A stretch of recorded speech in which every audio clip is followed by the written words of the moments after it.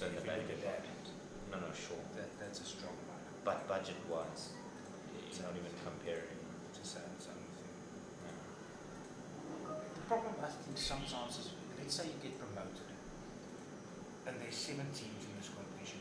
You must realise you're going to sign the 7th best player, if not Yeah. was in a position, because you can go to Free State that was relegated, but yeah, it's difficult because the ladies' game is still growing. You know, there's not abundance of player. The structures down below does not allow for. Particularly at school level. It's still a growing. I did the commentary for this for the Gauteng playoffs. For schools SA20, yeah. There's 1 in 40 going. 1 in 4 teams that looks.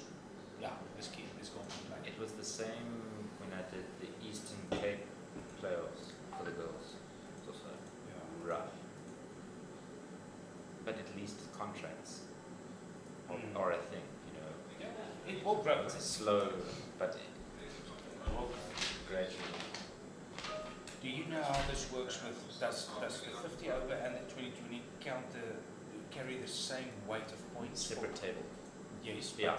but let's say is it 50-50 that it carries 50% for 50 over cricket, 50% for promotion relegation? I presume so. Of course, the men's is that They split between the 3, yeah.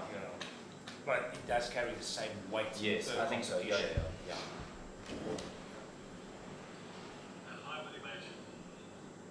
That's Andy.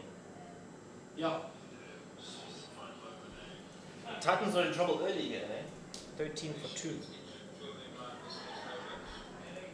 Who's with Andy?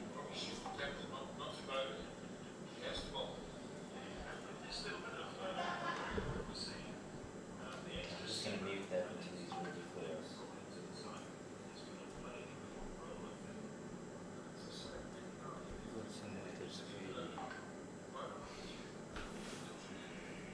Andrews and Yo, how did that go? 1 for 1 and 3 for 2. Well, that's rough.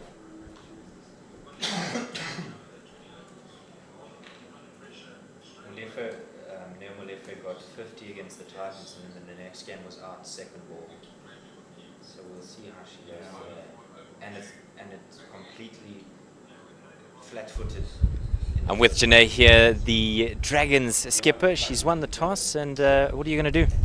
We elected to have a bowl first today, just due to conditions. The batting first didn't work for us yesterday, so we're trying to change it up and see where we can capitalize on. What are you hoping to achieve from today's game as a side? No, definitely we want to win, first of all.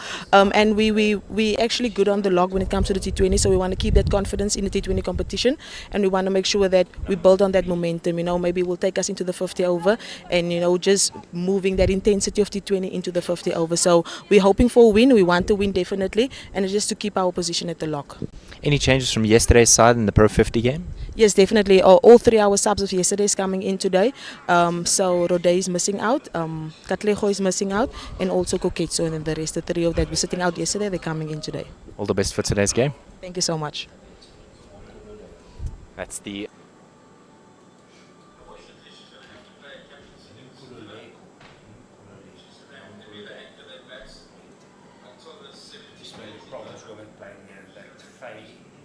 Tunnicliffe, yeah. Pumped. Yeah, I remember that one. Yeah. And then the frustrating thing is she gets to the national side and then gets a single six. Yeah. But I was saying to some of the guys, the production guys, the irritation is that, for those of us who watched domestic cricket and we do our research, when they go to the national team and then the Super Sport guys get it and they haven't watched a single, you can see they haven't watched. Janae Winster. I'm going to ask Raisiben Tozaki, the DP World Lions skipper, to come join me here. Skip, you've been put into bat. What do you make of that decision to go out there and start things off with the Willow? Sure, yeah. Actually, it was a good toss to lose because I initially wanted to bat first. I think I just want to give my batters a chance to showcase their talent. It's a shorter format, it's quicker, so I just want to see how much execution there will be done because we've been prepping so well. Unbeaten until the very last game that you guys participated in. Tell me a little bit more about what you're hoping to achieve in today's game. I think what I want to achieve today is just to stick to basics. I think that's one thing that's going to win us the game. Just take care of the basics in terms of our betting, meeting our KPIs, and also fielding and bowling. I think bowling has been really tremendous. So just the betting aspect of it, I just want to see a bit of improvement. Just 1% better. You come into the side and you're delivering as a bowler, not only as a skipper, but from a bowling perspective. On a personal note, how are you feeling during this Pro20 series? Sure, I'm really happy. I think I'm carrying on the momentum from last season, and I think the hard work is really paying off, and not really being complacent. I'm just keeping up with the consistency that I've been working at during the off-season and during last year. So I think the momentum is really good, and just about the consistency. Just crouch. You've had a lot of injuries and people having to sit out. Any changes from yesterday's team to today's side? DR is out, Relebohile is out also, and then Flonero Misomis is out, and then the rest of them are back in. All the best for today's game. Thank you so much. That's the DP World Lions skipper Raisibe Ntozake, as she gives us her thoughts on batting first here in this Hollywoodbets Pro20 game. No, it was an extra large women's cut. Okay.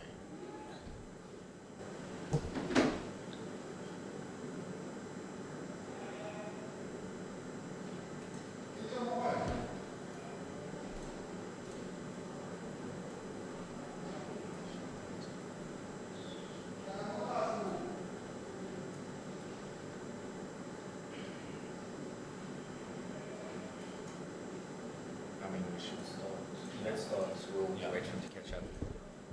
It's Hollywoodbets Pro20 action here live at the JB Marks Oval in Potchefstroom. My name is David Mitchell. Alongside me, Conrad de Swart. The news from the middle is that the home side, the Dragons, have won the toss and they'll be bowling the first ball of the game. And it's a wide and it's a howler from the wicketkeeper. Dreadful start. And that'll go for 4 wides. Conrad, well, that's a tough one for the home side. Yeah, it's not the way you want to start. You want to work on that disciplines from ball one to set the tone, David. You know, to say, listen, we know we're under the pump in both competitions. Want to start well, and that is not the way. Really rank loosely by Ntabi Samnini.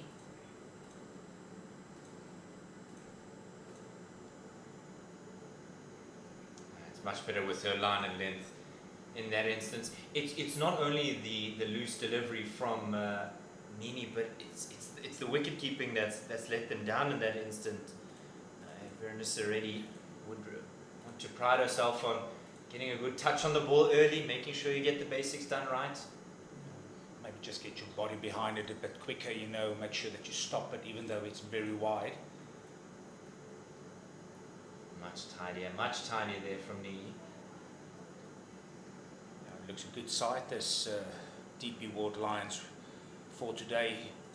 Tumi Sikakuni and Tabeti opening the innings, or sorry, Mulefe rather, opening the innings for them. Yeah, despite the injury concerns that they had, Tiara Ramlakan walking off yesterday. She got to 50 and then the cramp got the better of her. It's not so easy when you haven't necessarily had as much game time at this level.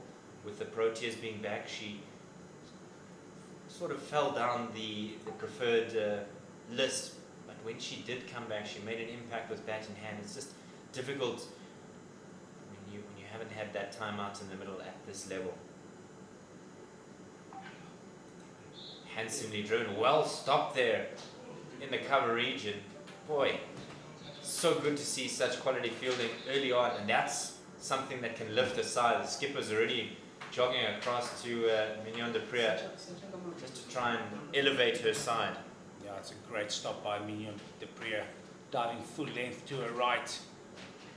And that's a discipline that we referred to earlier, you know, those kind of stops, maybe that catch that can come one-handers, can switch the momentum early in this game for the Northwest women.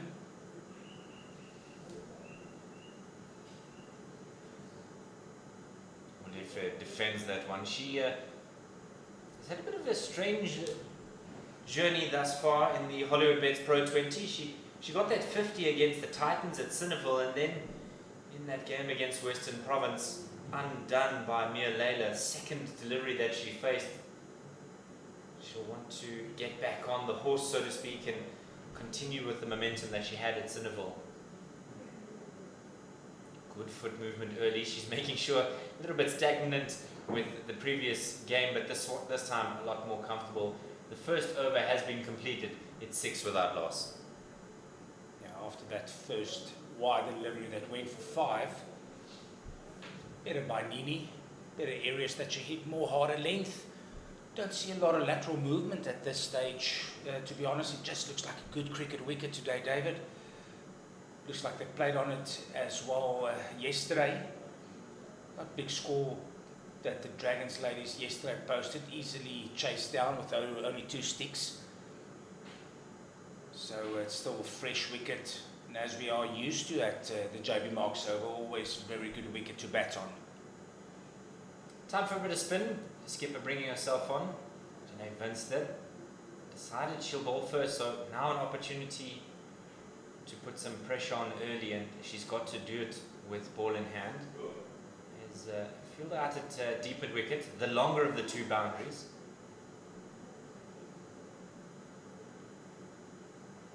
This is heaved away. There is protection down there in the deep, so they'll just get the 1 for it. Conrad, maybe if you can tell us a little bit more about why it's so important for your spinner to bowl tidily in the power play overs. Yeah. Well, the main thing is, in this case, with a new nut in the power play, you've got to make sure that you hit the wicket line as much as possible. Spinners really, if you're not going to bowl the ball full up, anything short, the batter has a lot of time to rock back and hit it square of the wicket, and maybe even in front of the wicket to a deep square area. But it's a good change somewhat nowadays, to start off with spin, and it's a good thing that Janae is actually bowling herself as she bowls a wide delivery. Looks like she does give it a bit of flight here, David. Yeah, not scared to give the flight. I suppose the thinking is Molefe can be quite destructive, and if you can burgle a wicket early here, you're in the game. Lots of flight, as you mentioned. This one straight back to the bowler. Particularly noting that the long on and deep mid wicket or cow corner fielder, not quite cow corner, but more deep mid wicket, straightish mid wicket, are the kind of fielders that, as this one allows them to get through for a single. Good bit of fielding again from Dupree. That kind of protection that you will need down there is one that can get you a wicket early. You have a fielder off the boundary, 10, 20 meters off, and a miscued shot, maybe into the wind, and you could be in for something.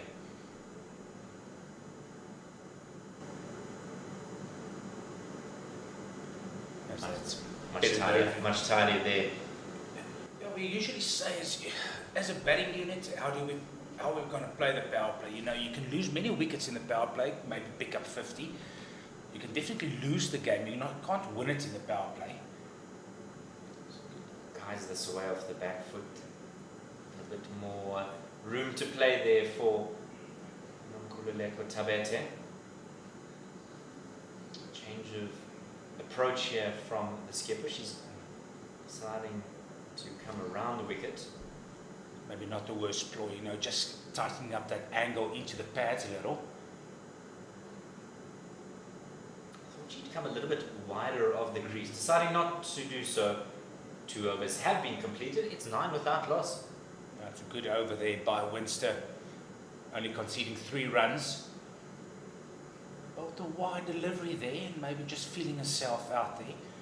But, if they can make sure they get through this power play, does the Northwest Dragons ladies, with maybe picking up that 1 or 2, putting some pressure on the DP World Lions women team. They could be in for a good game here. They are well placed at this stage. In this competition, is the DP World Lions ladies going to look for a bonus point win, I presume? Undefeated until that last blip against Western Province, and boy was it a blip. 81 for 7. They were 0 for 2 inside the first over, having arguably been on top in that game against the Western Province side in the 50 over competition. It's just that Sunday came around and things really fell apart for them. So chatting to the coach Sandile Masingemi, he really wants to rectify that. Just nearly plays that one onto her stumps. They are on 14 points now after 4 games. Of course, the women from Western Province are sitting pretty at the top, 22 points after 5 games. Dragons ladies is on 7 points after 4 games.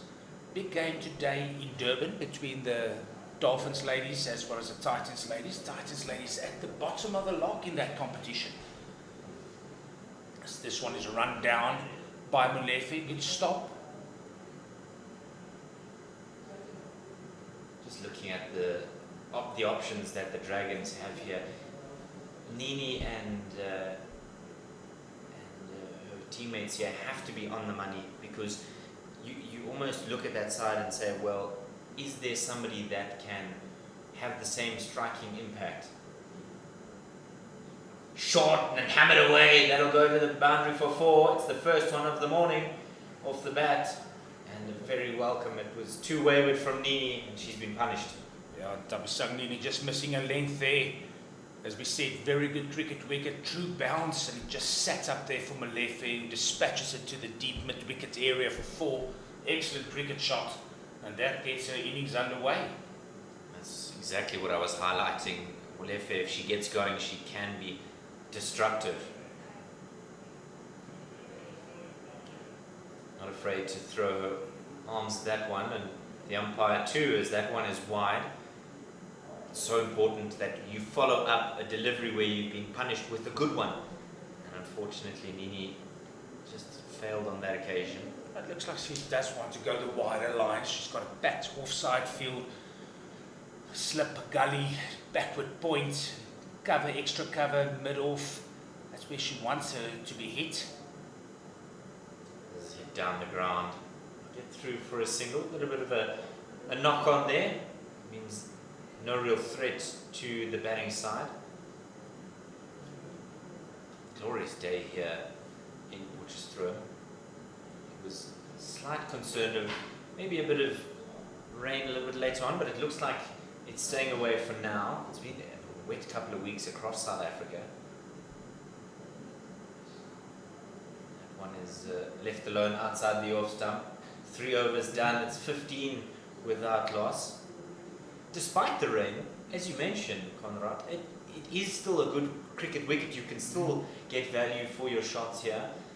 Often the case is when there's a lot of heavy rain over a number of consecutive weeks, the surface becomes soft, it sweats under the covers, which means your spinners come into the fore a little bit more, and it makes batting difficult because of the stickiness of the surface. But brilliant day for batting here. Surprised me, really, the decision from the Dragons to bowl first. Yesterday they selected to bat, and the reply from the skipper was, well, we struggled with the bat, let's try with the ball today. Big shot here. No interest at all, rather, from the umpire. But a sore toe for Neo Molefe here. Yeah, David, we had a month of a lot of rain. Being involved next door at the university with the facilities, you know, the outfields have grown quickly. Every single day there was rain. I was in Cape Town the last week, and we had sun, no rain, and a lot of wind. So coming back to Potchefstroom and see everything so green, just heard that there was rain every day. And it's not typical Highveld rain, you know, it's just morning rain. And it's a good, again, Louis Creer, who's the curator here at JB Marks Oval, he's well known around the country, been here for many years, and he can prepare proper cricket wickets, you know. He knows how to do it, and he succeeded again today. Down the ground, and an opportunity has gone a begging. Neo Molefe charged down the ground, and I thought she was really looking to go after the spinner here, missed it, and Reddy has missed out on that opportunity for a stumping. No, she looks in a bit of discomfort, to be honest with you, David. You know, she's touching her back a little after the shot. Lucky to get away with that one. Definitely wants to put some impetus into this innings quickly now.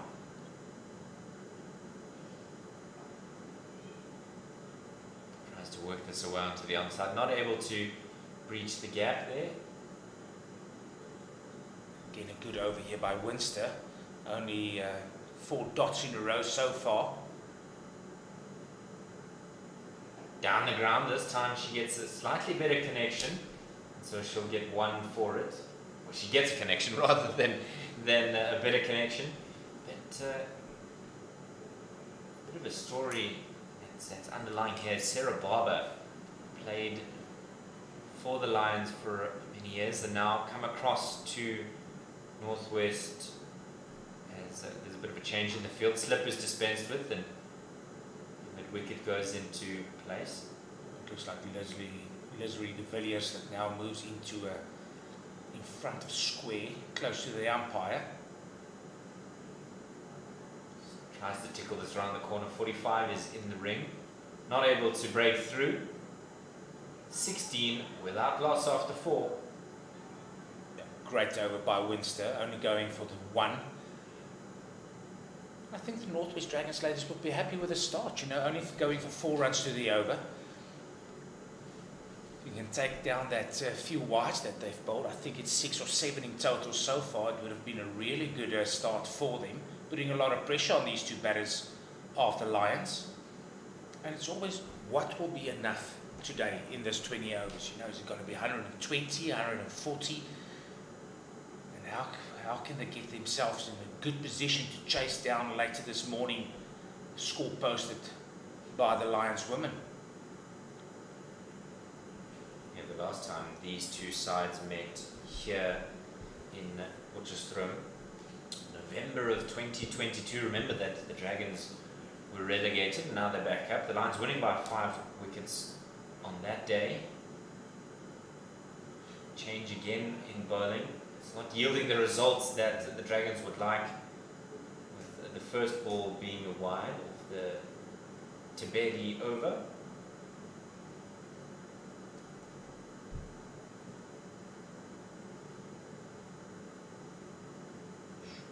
Again, the umpire's soft signal is that of a wide. We'll just have to see what the ultimate signal is. Yes, it's a wide there again. So 2 wides to start the over.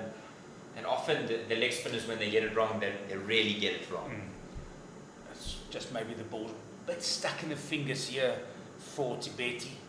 Just relax, make sure that she gets the ball out of the hand, gets those 2 middle and index finger around the ball better. Just let it go out of the hand.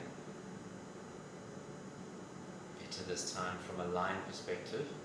Tries to play that very square. Isn't able to pierce that inner ring. The spin will always be a difficult art. It's a lot of work that must go in it. Fortunate to actually speak to Keshav Maharaj a few weeks ago and ask him what he did. Down the ground. This is going to race away to the boundary for 4. This is confident of the highest order. Nonkululeko Tabete was almost playing a second fiddle to Molefe, and she's not wanting to miss out at all. Good shot this time, straight down the ground. Bit of width there. She just drags it to the onside, beats the fielder at mid-on. Looks like Elisa Xleben that is fielding in that position. She's also the vice-captain of this team.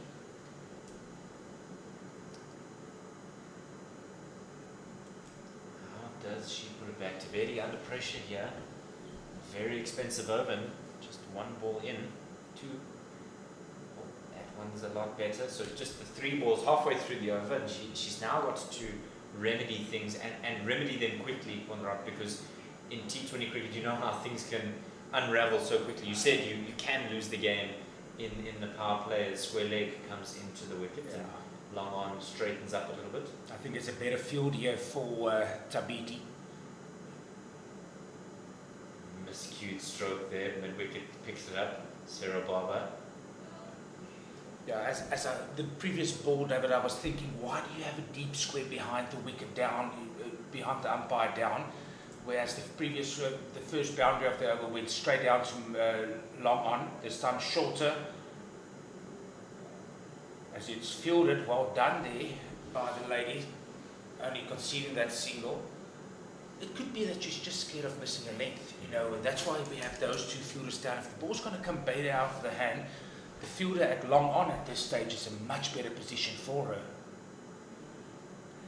Almost a pulled the handbrake on that one. A bit of a bunt, you could say, by Nemolefe, as that one goes down to that aforementioned long on.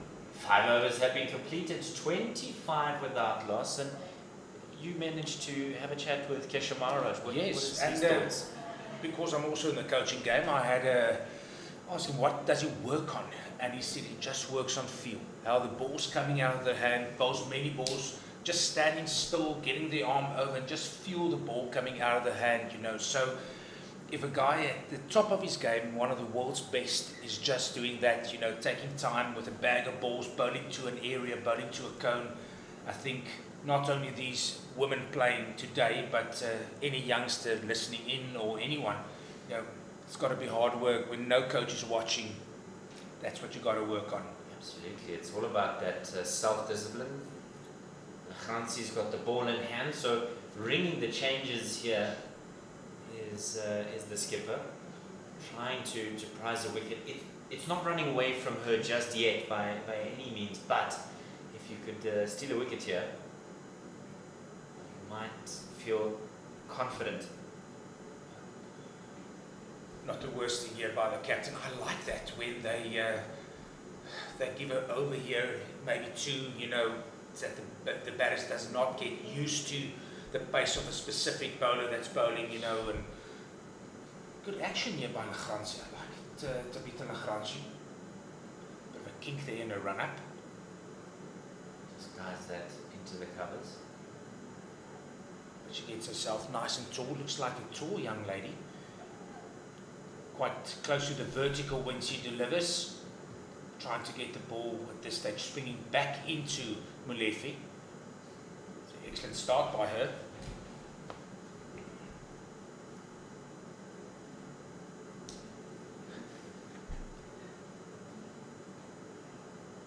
So all number of mannerisms that players have. I believe it was Friedel de Wet that also had a slightly a synchronistic type run-up. He had a little bit of a hop, if I remember. Yeah, I think like a horse hop, you know. He jump, and then went into his run-up. That was good wheels that Fiddle the Vet bowled.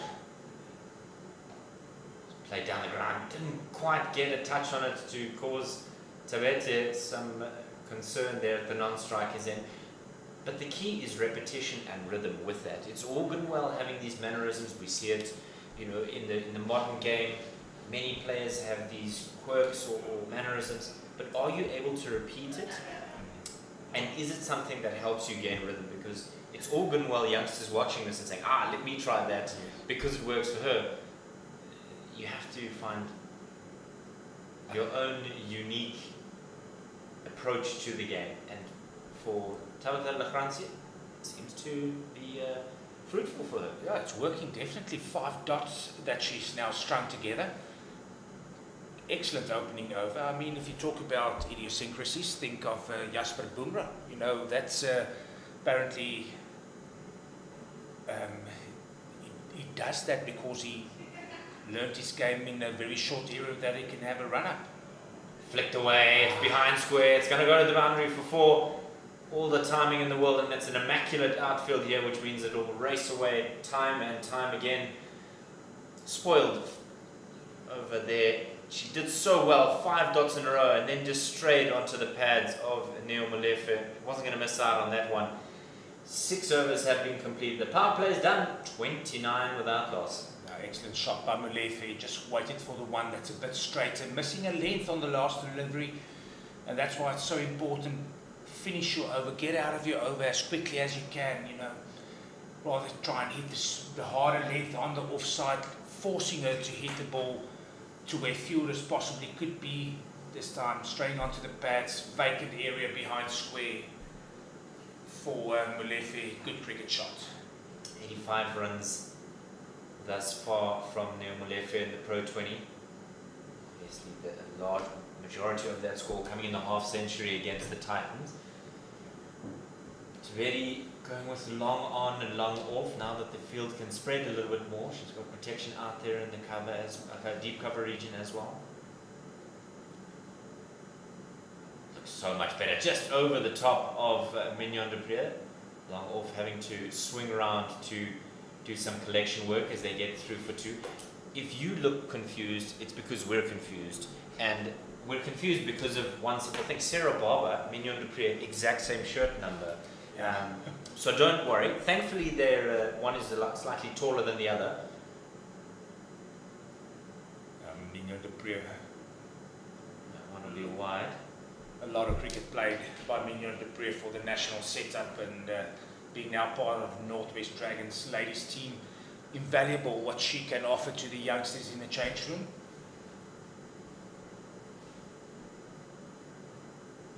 Played tidily off the back foot. It's gone through the hands there, and that means they'll get 1. Think about a second, but not available to them. She was with the Knights the previous season, and that's encouraging for youngsters to be able to absorb the information from somebody like Mignon Dupree.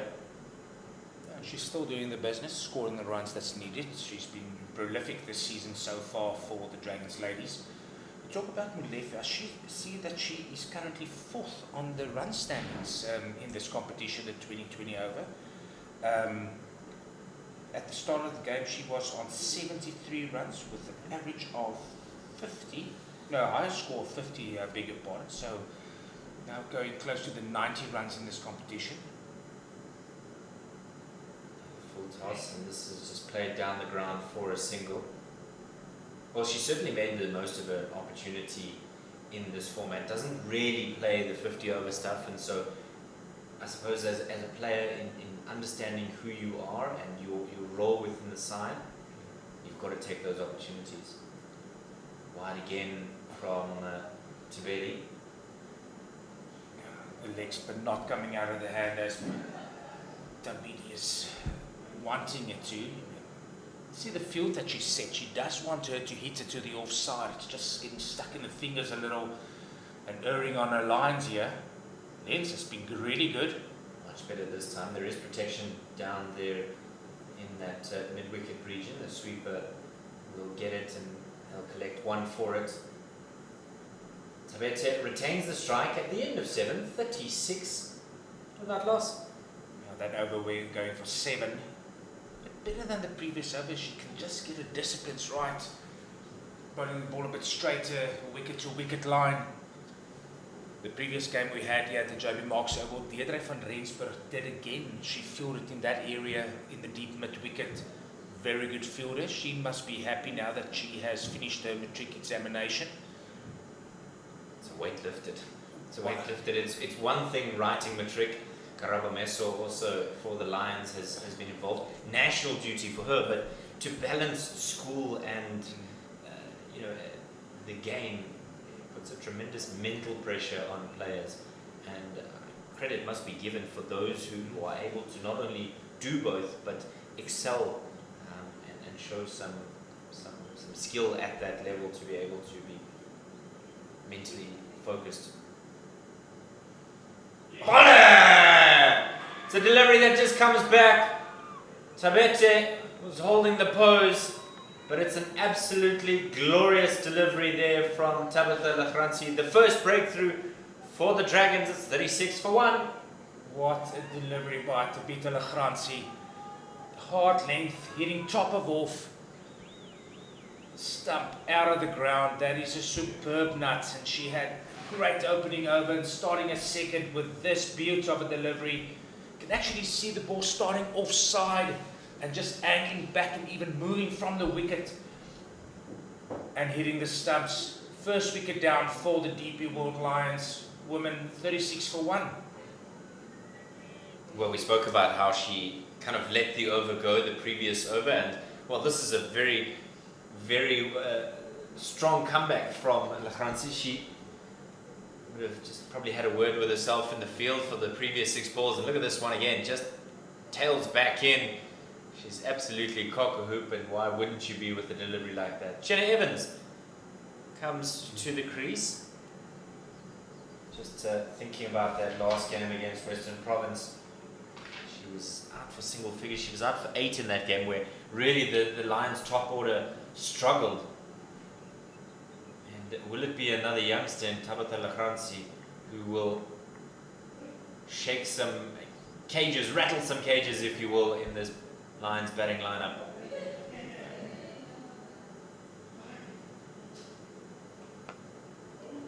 Confidently played off the back foot. She's not able to get a run for it. Jenna Evans now in the 4th game in this competition, only scoring 25 runs so far, highest score of 14. Yeah, she's a much better player than that stat currently is saying. So there's a lot of pressure on her today to just stamp her position in this batting lineup in the shortest format. Particularly when you're batting at number 3, I think that's something that isn't often understood in the modern game. How important it is to be versatile as a number 3. You can very often be in the first over, or you could be further down, and how you adapt your game and then still execute is a massive responsibility.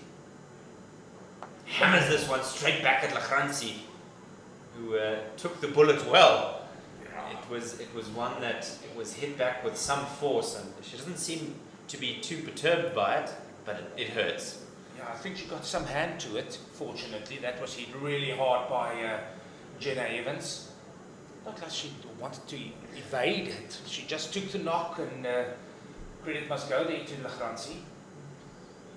Getting the Dragons ladies here into a very good position now in the 8th over. Just look at the umpire, wry look at the umpire to say, could that have been close? No interest there from the umpire. The previous delivery got Jenna Evans moving, but this time a little bit more stagnant. And again, ball 5 now by Lachransi. How will she finish? Will she be able to finish this over off well, picking up that first wicket for the Dragons women?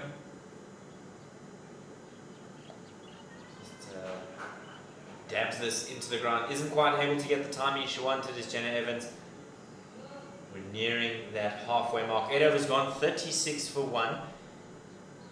I want you to put your coaching hat on here. What is a score that the DP World Lions will be happy with? You mentioned, 120, 130, 140 maybe is the range, but for a good cricket wicket like this, especially with a delivery like that, it's not so easy batting out there in the middle. Yeah, the position they currently find themselves in, just going past 4 runs, 4.5 runs to the over. If you can keep the pressure on the Lions women here, thinking 130 would have been a very good score, and they feel that that's something that the Dragons ladies possibly could chase down. A lot of pressure then in a chase like that on the ex-national player Mignon. How she will play it, how she will pace her innings will be very crucial. As we see a bowling change here, in a bit of an off-spin from Elisa X11.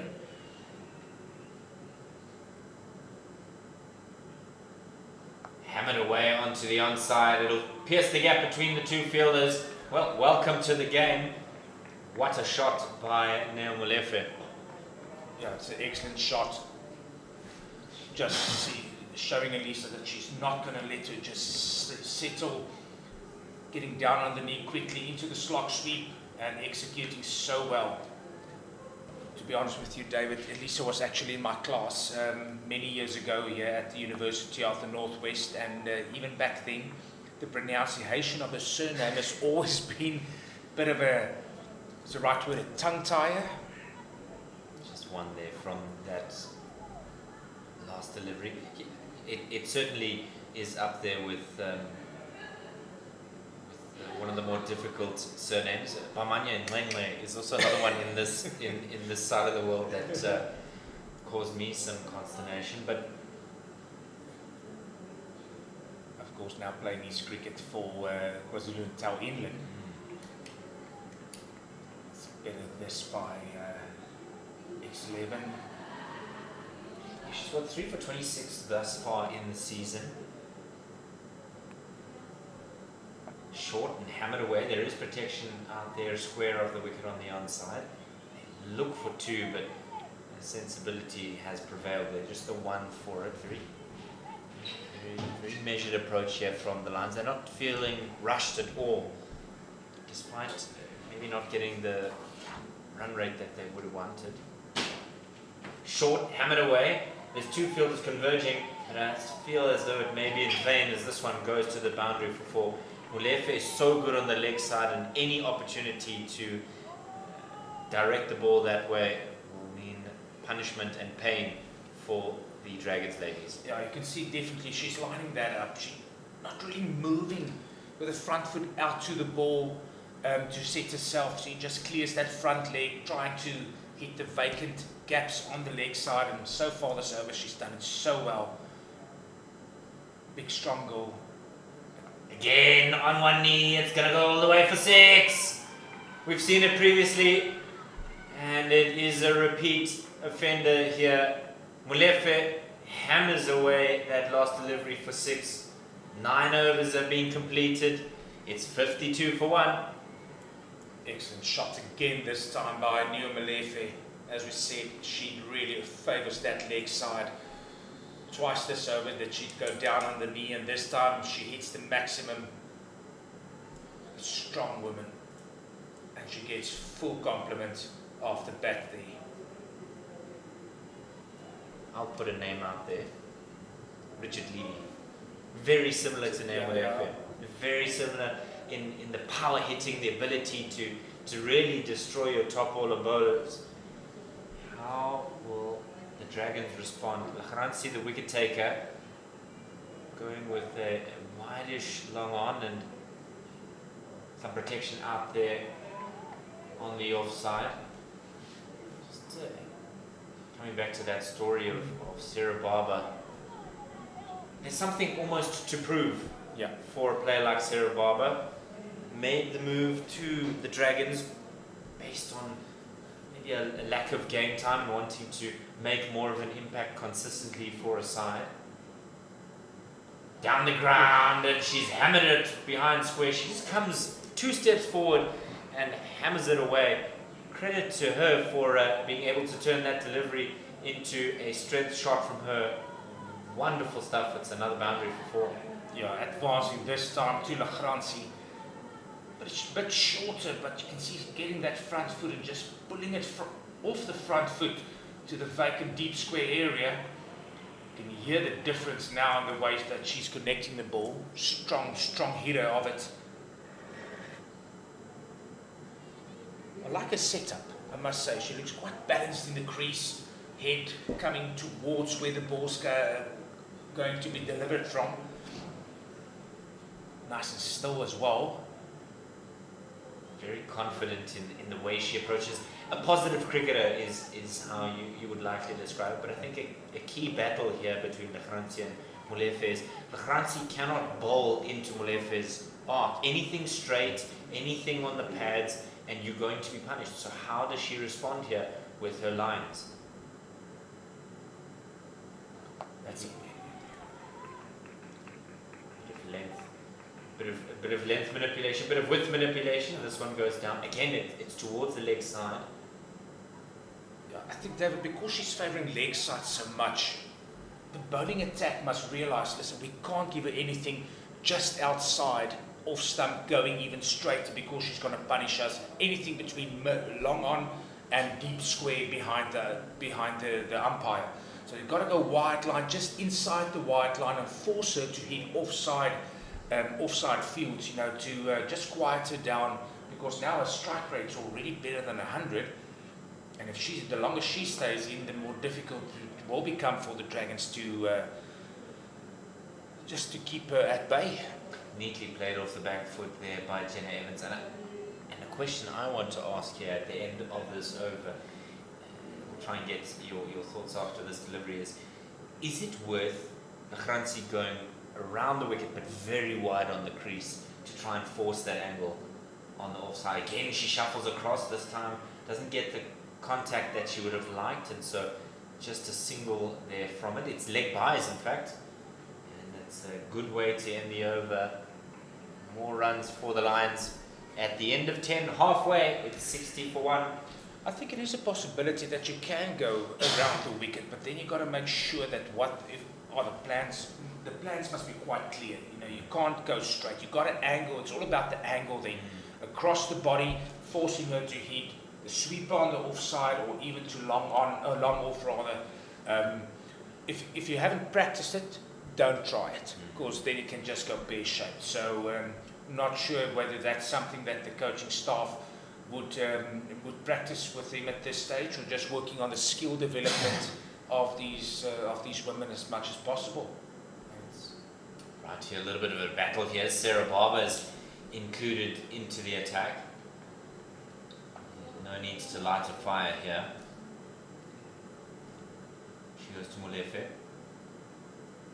On the money first ball, there's a chance of a run out, maybe if they're quick enough. Maybe a little bit flat-footed there from the Dragons. Jenna Evans was quick to try and get to the other end. Molefe just says, hold on a moment. I don't think Molefe is at this stage looking for that quick singles. She wants the ball in her area. If you're gonna miss as a bowler, she would definitely target that the leg side, where she's been so strong so far. And that's exactly where they want Molefe to play. Force her to come out of her comfort zone. Always on the money here. She's up for the contest. I think Sarah met her a few weeks ago the first time. Beautiful young lady, very passionate about her game.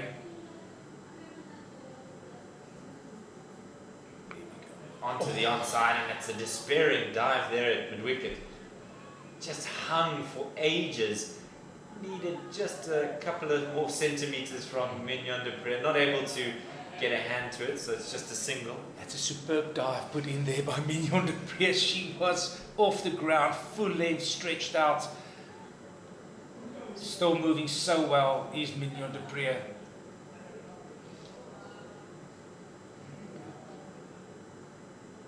In the air, and it's a nearly a return catch opportunity. Really a soft stroke there from Jenna Evans. Demanded something a little bit more, and Sarah Barber desperate to try and get a hand on this. Look at this one. Bit of a bunt across the body there to try and get it.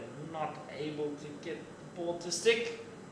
It could be twofold there. Maybe it was just held back a little bit, or just stuck in the wicket maybe, and that surprised Jenna Evans at that stage. This one will be wide. It's the risk you take as a bowler when you're trying to implement a plan of forcing a player to almost exclusively play on the offside. You flirt with that wide line, and as such, it means that you can find yourself in the naughty corner with the umpire.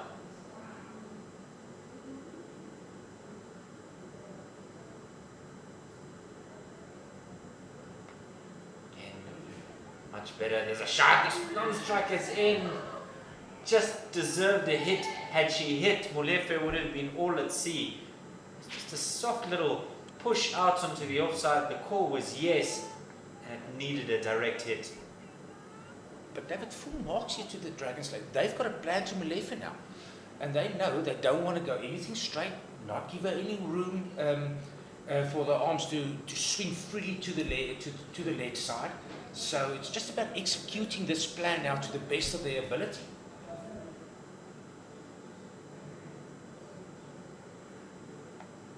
Just bunted into the ground. Well stopped there to prevent the single. The over comes to a close. 11 overs gone, 64 for 1. Just 4 runs from that Barber over. Healthy start in a T20 game. Happy with that as a skipper. Get out of the over as quickly as possible. She started really well, and that's what you want to see. And when you get to ball 5 and 6, make sure that you keep your plans, understand how you can finish out the over. Sarah Barber did really well there. Now the Lions ladies just below 6s to the over. Putting some pressure here. I would have thought they would have taken more chances so far after the power play. They only went for 29.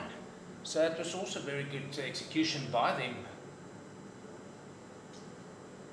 The skipper deciding she's going to come around the wicket, maybe force things a little bit more with Molefe. We spoke about the opportunity to come around the wicket, but as you said, The execution may be a concern, keeping Lechransi's last over in the bank. So a deep backward square, mid-wicket long on, long off.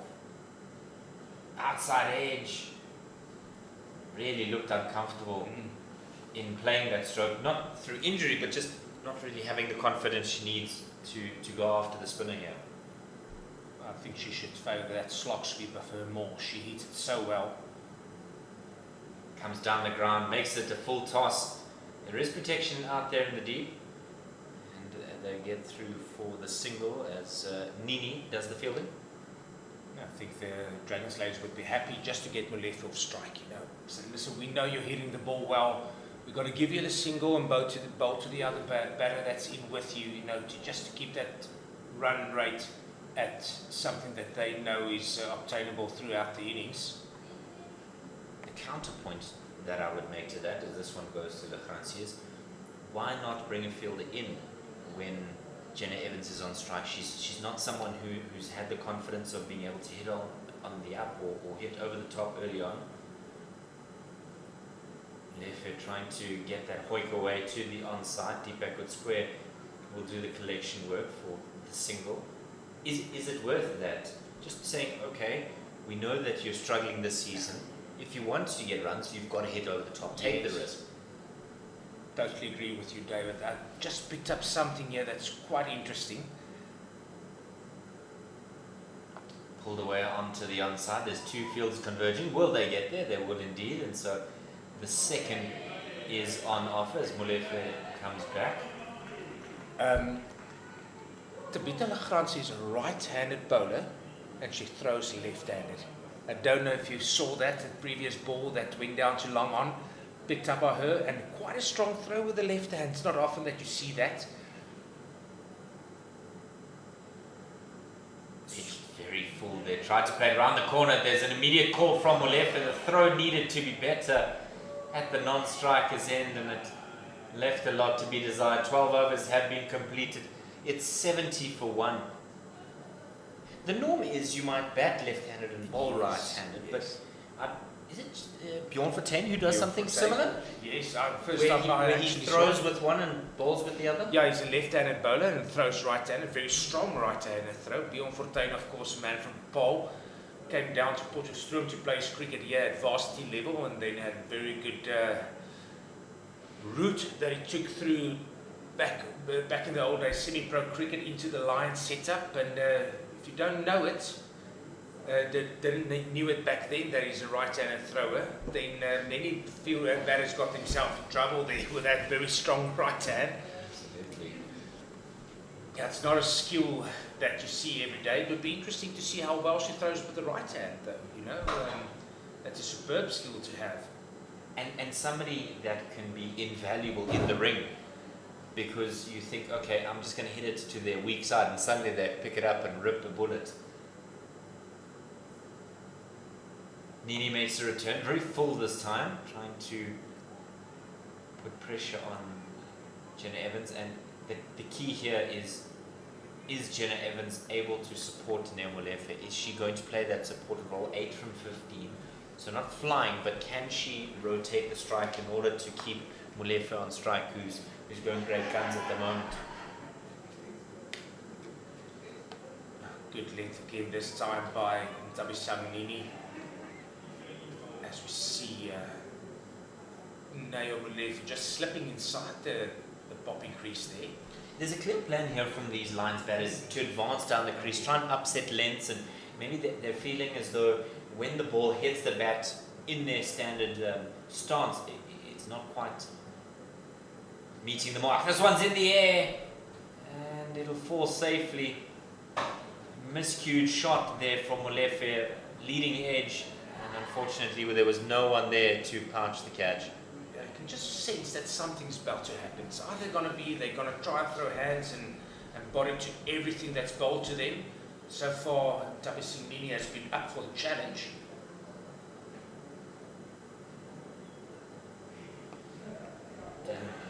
All confident with that one. Barber is on a mission here. Oh dear, it looks like Molefe has done herself a mischief.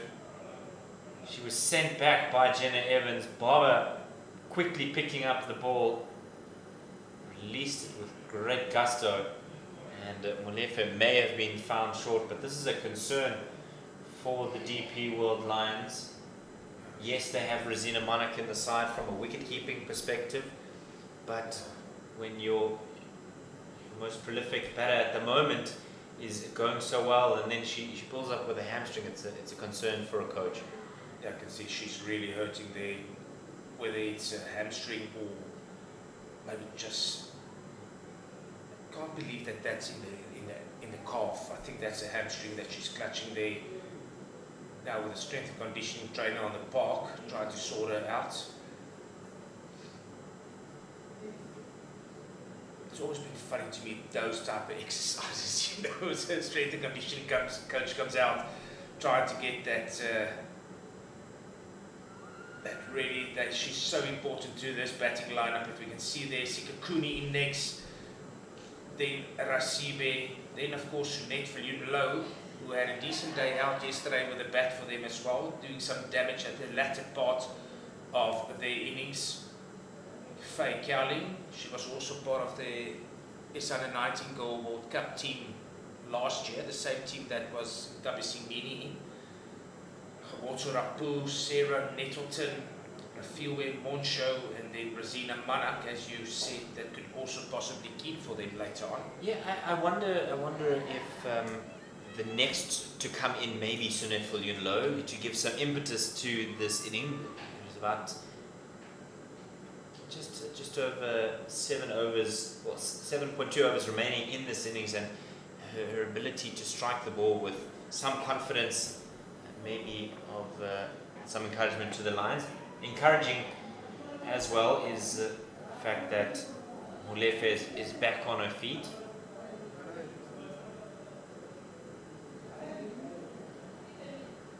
Good over so far by Tabisangini, only conceded 2 runs. She's been a stalwart as a very young girl in this team, being a stalwart for the Dragons ladies. This one is pulled onto the onside. It's in the air, a couple of bounces, and that'll trickle into the boundary for 4. Just sat back there, did Jenna Evans, confidently played, and she'll be happy with that one. I just feel that in women's cricket, the deep mid-wicket is a crucial position. That's an area that women really hit well, and just outside the power play, I feel that they can put the fielder there, doesn't matter which side, whether it's seam or spin, that area you've got to close off, and as I say, that's precisely what they do, as Deirdre van Rensburg now moves into a straighter mid-wicket, quite close to the bat, but she does move backwards. Oh dear, it was full and straight and hammered away. They tried to move a fielder, and the ball says, I'd rather go into the gap. 13 overs have been completed. It's a welcome boundary to end the over. It's 80 for 1. This time, Jenna Evans showing a class, but fuller by Nini, missing the length though, and it's just helped along to deep square for consecutive boundaries. So, again, the changes continue. It looks like Tlotlo Bogatso is going to get the opportunity to turn the arm over. Will there be another wicket here? Because at the moment it seems like the Lions are cruising without much fuss. Where is the breakthrough going to come from? The last breakthrough came against the run of play, really. They need to find some ways in which they can break this partnership.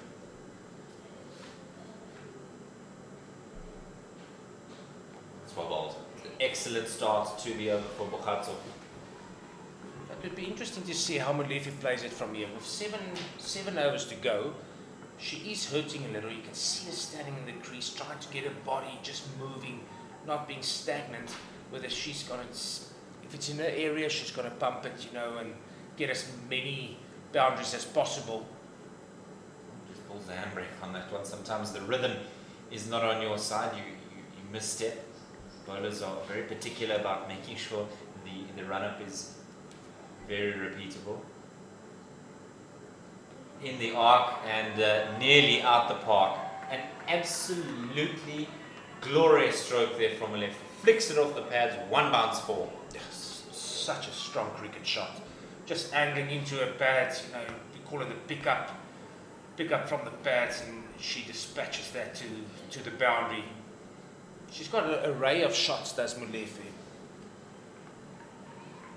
But she knows her strengths. That's the key for any batter, and particularly when you are coming off of a duck. This kind of performance from Neo Molefe is so important for the side and personally to encourage your journey, that maybe there was one small error and now you've rectified it. Again, hammered away onto the onside. Back-to-back boundaries for Molefe. She's not going to miss out. You put it in her arc and it's going to disappear. She's 4 away from a half century.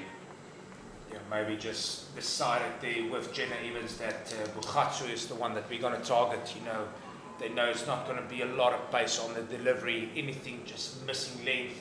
They try and swing as hard as they can to the leg side, and currently doing it so well. Molefe now striking it better than a runner ball. This one is not quite timed as Molefe would have hoped. She'll get a single for it as it goes out to deep backward square.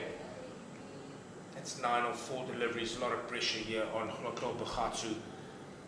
Job done by Molefe, over now to Evans.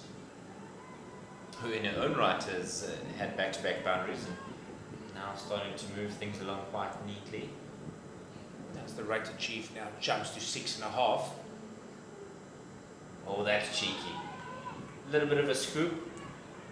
And has thought about a second there, but Molefe having to dive to make her crease there, and that's the kind of confidence with which Jenna Evans is playing. It's her highest score of the season thus far in this format. Why not? I've never been a fan of that shot, but if you can pull it off, you know, especially, it's a difficult shot if you don't have pace by the bowler. So for Martin trying it, it'd be interesting to see if she tries it again, maybe to someone quicker, likely Gransi. Hammered away. There is protection out there in the deep. I wonder if it's a calculated risk, Monrad, as we end the 14th, 91 for 1. Is it a calculated risk because the nearest fielder, knowing that there's no pace on the ball, the nearest fielder is deep backward square. There's no 45 in the ring. Educated stroke? Calculated cheekiness, if you will? Yeah, I think it is a chance that you're taking because you're exposing all your stumps. You know, you're trying to get yourself outside the line of the delivery. If you pull it off, and you get the pace and the amount of bats on the ball that you need, it's definitely 4 runs with the current field placing that they had to Bukhatsu. If you miss it, you know, and you walk down, you think, what will the coach say about that shot? You know, was it necessary after there was already 9 to the over? Especially when the coach is looking for a reason to have a word with you. Molefe again hammers this away onto the onside. There is somebody down there, and she dives despairingly. It bounces in front. Barber will be furious. The timing just wasn't there on the catch. And a boundary brings up the 50 for Neo Molefe. 52 from 46. 8 fours and a 6. What a way to get to a half century. Yeah, superb knock. This time walking into the line of Sarah Barber, exposing leg stump and swinging it away to deep mid-wicket, going to a 50. Excellent knock by Molefe. Happy to just tuck this onto the onside. Evans looks for the second, but Molefe far more content with just ambling her way to the other side. Yeah, and again, there's no fine leg here to Sarah Barber. Will Evans again go to the lap or the scoop or whatever they call that shot?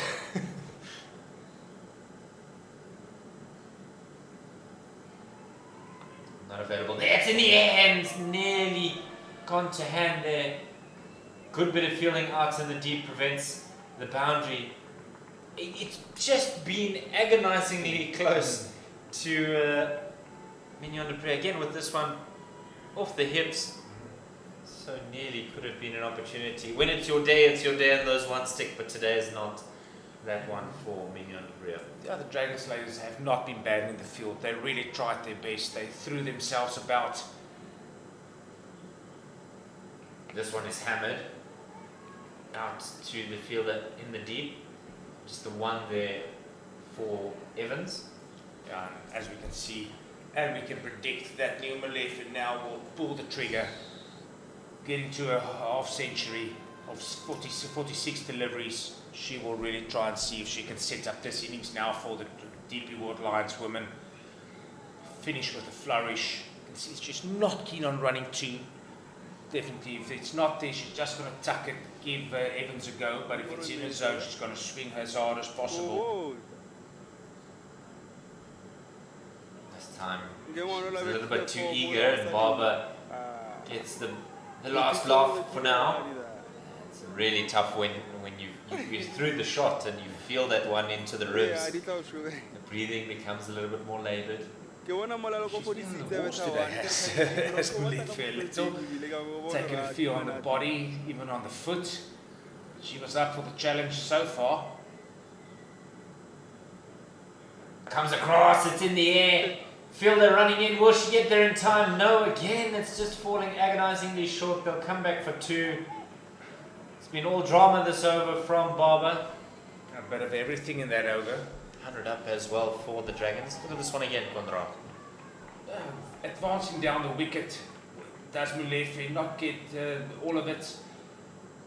I said earlier that Van Rensburg's a very good fielder. Twice in that over, balls have been eluded to her, not for catching it. Full marks for the effort that she's put in. As we see some Lions supporters now in the stands there with their yellow shirts on. Also see Gordon Parsons and Hester Parsons sitting under one of the gazebos. Long-time servant of South African cricket, Gordon Parsons. Valuable insights when it comes to bowling. And Hester Parsons, also president of the women's game in the Northwest, lot that she's done for the development of ladies cricket. Absolutely. New over from Tiberi. Changing ends, maybe that'll yield some fruit for her. It's all about the options now that the captain Winster has to get herself to 20 overs. Lots of flight through the legs of Molefe. She had to do a bit of evasive work. Khansi with the left arm throw. She's got one more over left. Winster's got another over left, and I think Nini as well is where we're going to get that other over from and how we can limit the damage. Down the ground. Oh, she didn't get the contact that hits the pad, and so Reddy pounces upon that one. It's a good decision here to switch ends for Tiberi. She looked really uncomfortable from the other side. Lots of flight and good control as well. This one is thrown to Molefe's side. It needed a quick release. Not able to get it away there was Deirdre van Rensburg. A lot of flight on that delivery by Tiberi. Will she do the same to Jenna Evans? Will she go down on a knee and try and sweep this? Unconvincing but effective as she works this one around the corner. And the throw to the keeper's end is a frustrating one for the keeper. Almost feel like you're chasing a balloon, so to speak, as they get through for the runs there. Final ball of the 16th over. Yeah, over by Tiberi so far. Much better control this one. A little bit too much width. Sliced away. It'll race away to the third man boundary. A good way to end the over for the DP World Lions. 16 done rather. 109 for 1. Yeah, Tiberi just giving too much width on that delivery. I don't think she got the full complement off the bat on it. More of a toe in, but found the gap effective in that way. And 8 from the over rather, taking them to 109 after 16 overs.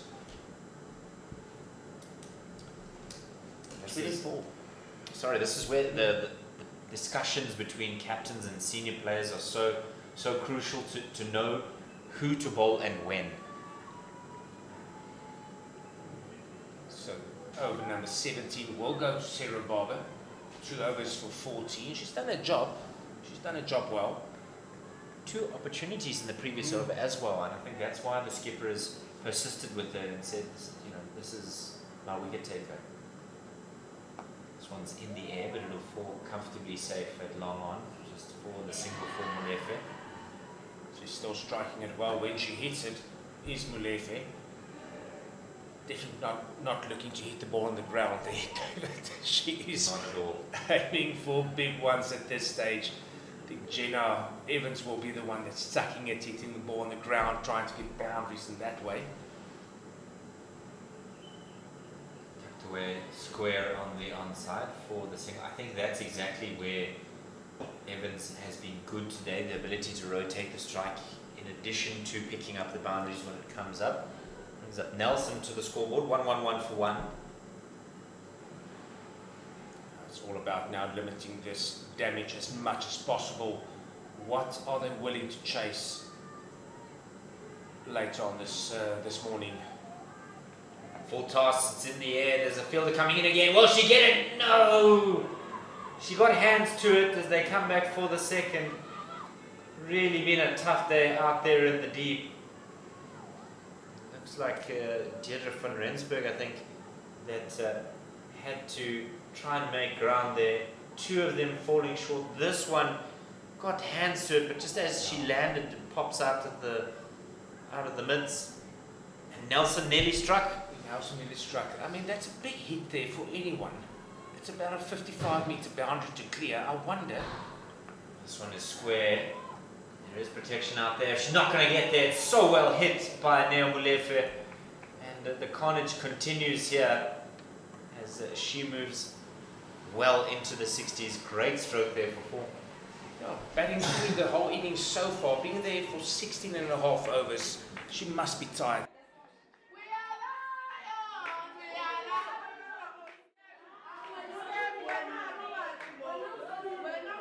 Especially in that area where she's favouring it, you know, you can always go back and feel the high ball. Well across her stumps. Great stop there by Mignon de Priya. The timing was everything there. On the way down, a bounce could really upset your rhythm and your ability to time it, but she's parried it wonderfully there. As we see, 118 comes up with 1 ball to go in the 70th over. My 120 is definitely not going to be there. In the air, it'll fall safely again. Good stop there. Just the single from it. 10 from that over. 119 for 1 after 17.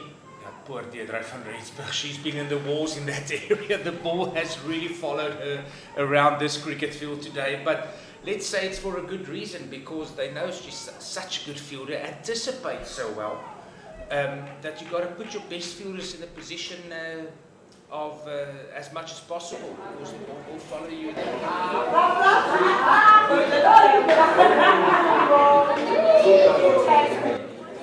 for Winster, 1 for Neely. There are only 3 overs available. It's going to be key here. Winster backs herself. News from one of the other games around the country is Titans. Their misery in the T20 competition continues. 95 all out against the Dolphins. They were in early trouble. Were the Titans 16 for 2 at one point, and it seems to have unraveled. Will it unravel here for the Lions? Full and knocked down the ground. It's the first ball of the final. Francie over his ball. Good start by Francie in the 18th over. She's been a revelation today for the Dragons ladies, bowled really well, picking up that only wicket that they have to their count. The fact that she stuck to her area so well, and again, short, pulled away onto the onside. There's no protection out on the square leg boundary. Molefe hammers it away, and it's another boundary for her. actually struggling though, Molefe. That's a proper commentator's curse. Just said that she was hitting her areas so well this time, dragging it a bit shorter, and just helped along to the deep square boundary. Molefe now at 64, 55 deliveries. Yeah, she is struggling. You can see that there's something wrong with her hamstring. She'll want to see the end of this innings. Throw the wicket away. Again, this time behind square, there is protection out there. Molefe gets through for a single.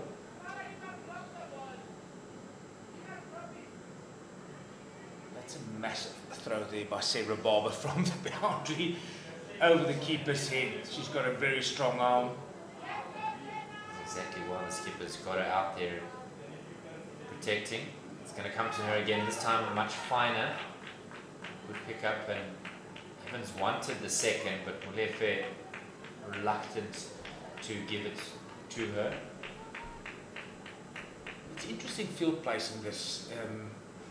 They've got a deep mid wicket and a normal mid wicket, and it kind of looks like they're in line. You know, it's possibly like 2 or 3 meters difference, and then the deep square behind. Played straight down the ground for the single. I wonder if it's worth rather having the fielder that's in the ring a little bit squarer, bring the fielder that's on the boundary knee closer to where we are in the commentary box, so move a little bit straighter. As you said, you know, when you teach youngsters about field placings, you want to think from the batter's perspective, how big are the pieces of the pie when they look around the gaps in the field? Are they equals? This one's dabbed out to the offside for the single. The end of the 18th, it's 1-2-8 for 1. And in that case, it almost looked like they're looking over each other's shoulder. Yeah, and also we said that it's latter part of the innings. Majority of the hits will be favoured to the leg side. So why they have 5 on the offside, and they're not bowling that line, you know, they look like they're trying to bowl it as straight as possible. Rather have another fielder across, move your mid wicket, say to next to the umpire, and then move everyone just around that touch more. You know, to stop the boundary count to the best of your ability. Excellent spell there by Tabitha Franzi, going from 20 in a 4. She has bowled really well today, conceding 2 boundaries only in her spell. And got the wicket as well. And got the wicket with an absolute peach of a delivery. Right, so, penultimate over. Tabe Singh Nini's been selected. Long on, long off, mid wicket, deep square. This one's played off the back foot. There's some inconsistent decision making, and just needed a parry onto the stumps. Good fielding to back up there, but it just needed someone to, you know, parry it onto the stumps. Nini this time, not a bad delivery. Good fielding there at short third man. In the air. This is going to be an opportunity, and it's going to be taken. A good innings by Neo Molefe comes to an end. Finally, the catch is completed after many deliveries hanging out there in the deep. But Sarah Barber who takes the catch. It's 1-2-9 for 2. Yeah, first time that Sarah Barber finds herself in that position, and the ball comes straight to the hand.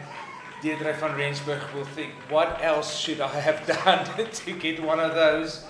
But an excellent innings by Neo Molefe, 70 or 58. She played so well, hit the ball with a lot of power.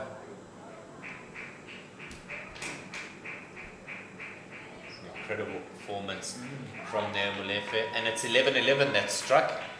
11-11 on the clock, and the wicket falls for the DP World Lions. A very, very welcome wicket for the Dragons. 93 in that partnership between the two.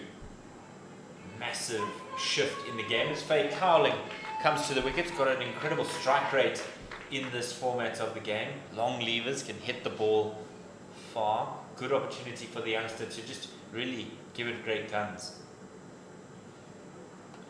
Immediately she's off the mark. Yeah, you can see a lot of intent there by Faye Cowling. He's not going to bowl dot deliveries to her with only 9 to go, hitting it straight down to long off and sets off immediately for the run. That's a good intent there, David. You want to see that from your batters. I wonder if the running between the wickets will be more of a priority here for the Lions. Oh, the scoop comes again, this time getting the timing for it. It's going down to the fine leg boundary. Well, you said she needed to face somebody with a little bit more pace to have it become an effective stroke for her, and she's done exactly that. And you can see she trains this a lot, you know, she favours that shot or scoop over with a vacant fine leg area. She pulls it off, it pulls it off. The only problem that I have now is they're putting a fielder there for that shot. So, got to go wider lines now, maybe hit different lengths.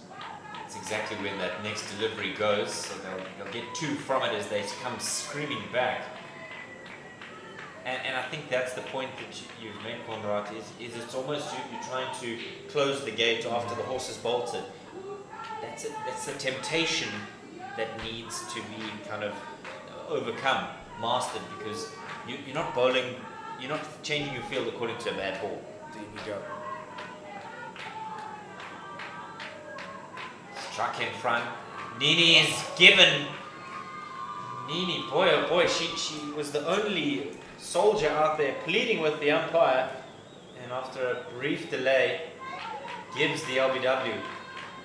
Not really convinced anybody else, but it doesn't matter so long as the umpire gets it. The third wicket falls, 136 for 3. Yeah, Nini striking twice in her final over, picking up 2 wickets for 30. Yeah, that kind of looks straight there, you know.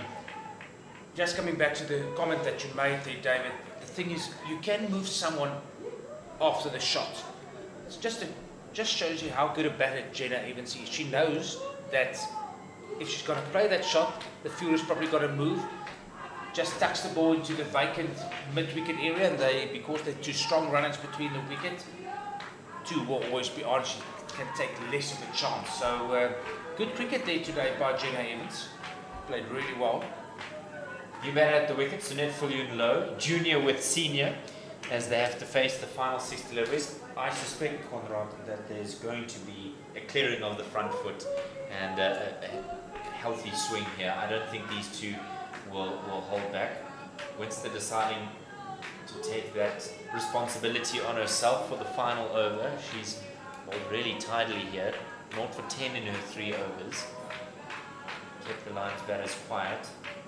It'll be interesting to see how much pace and flight Winston will put on these final 6 deliveries. Around the wicket. Down the ground she comes, it'll go all the way. Will it? Yes! What an answer to the question. Well, what's going to happen? And there's your answer. Down the ground she comes, first ball, and hammers it away for 6. Now you said she has long levers this time, getting a foot close to it and then just smacking it across the body. You can imagine many of the shots in this over will go to that area. Short and hammered away onto the onside. There's protection down there in the deep. Oh dear, she nearly took it and so easily could have taken a brilliant catch there, Sarah Barber. Thankfully, she didn't get it in the face, and it's gone to the boundary for 4. I got a fright there for a second. She lost her footing actually as she ran across. Yeah, you can see she went down really quickly, nearly into her face. Another boundary there to Cowling. 10 runs from the first 2 deliveries over the wicket. Sweeps this away. It'll be another boundary. Desperate dive there from Barber, but she's not going to get a hand on it. It's so well timed from Faye Cowling. This is really expensive stuff here for the Dragons. 14. It's all about the options here. I understand why Winston went with herself. She did have another over, I think, in Barber to bowl it. It's always dangerous to bowl spin in the final over of the innings. She did have that over from Barber. This time over the top, over on the offside, it'll be another boundary. It is raining boundaries here in Potchefstroom. Caroline class act. Young cricket lady that she is, but has the array of shots. This time going over the offside, beating the field in the air at extra cover. Tries to really put some pressure on her again. This time it's a missed opportunity from Reddy. Just bouncing off the wicketkeeper. 19 from 5. On a tear is Faye Cowling. Final ball of the innings. Stand and deliver. This one's in the air. There's a fielder coming under it. Will she be able to take it? Yes! So Winster gets the last laugh in the end. 19 from 6 from Faye Cowling. And the DP World Lions innings comes to a close on the final delivery of the innings. What a brilliant cameo from young Cowling. Yeah, superb knock there. Just hitting the last nail into the coffin there for the Northwest Dragons ladies. They're going to have to chase down 155. A lot of pressure on their batters after only scoring 123 yesterday in the 50-over game. But superb batting effort in the end by the DP World Lions ladies. What an action-packed over there. 18 from the last over and a wicket. It means that Winster finishes her spell with 1 for 28 from her 4 overs. That last partnership yielding 18 runs. Just have a look at that batting lineup. The Dragons won the toss and put the Lions into bat. A good start from Neo Molefe, and after the wicket of Nonkululeko Tabete meant that Jenna Evans came to the wicket. Good partnership for those two. Partnership of 90 yard, and then Faye Cowling at the end throwing her bat around, getting some valuable runs for the DP World Lions. 14 extras, 13 wides. That's something that the Dragons will want to keep quiet as they head into the latter part of this competition in 2026. So, have a look at those bowlers, Conrad. Yeah, Tabasinini, 2 wickets for 30 and her 4. Jane Winster bowled well, just that last over that went for 18, 1 for 28. 2 to Taberi, 3 overs for 24. Again, I thought Tabita Lagratsi excellent with the ball, picking up that 1 for 20. X11 kind of expensive at 16 runs to the over. Sarah Barber had a good day out, 8 runs to the over, 3 overs for 24, and then Lagratsi only bowling 1 for 11. And so from us at the JB Mark Sobel in Potchefstroom, we'll be back with you after the interval, and the Dragons will have to chase 155 from their 20 overs.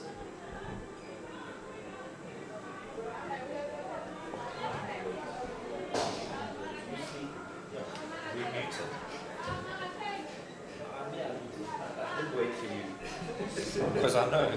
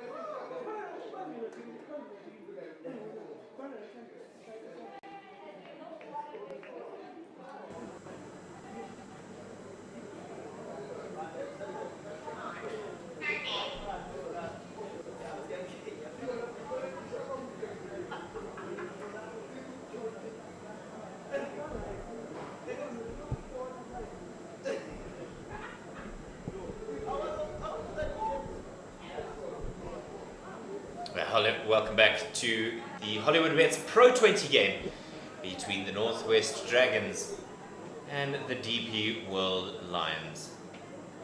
We are live from a sun-baked JB Marks Oval in Potchefstroom. So, if you're just joining us, very good morning to you. We haven't even hit the afternoon shift quite yet.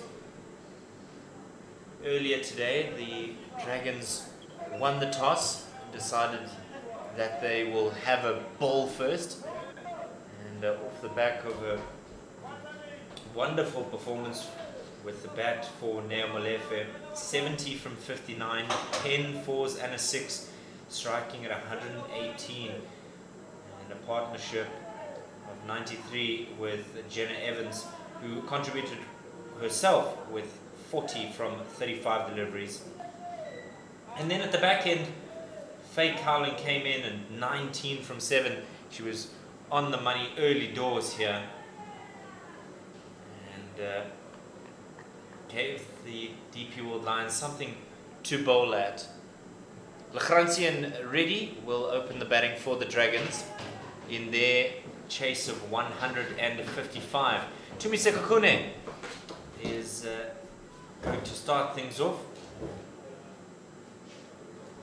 And just like the Dragons innings, we'll begin with the wide. So, my name is David Minchy, alongside me, Konrad de Swart. Konrad, what did you make of that batting performance from the Lions, and how can the Dragons rectify their shortcomings yesterday in the 50-over game?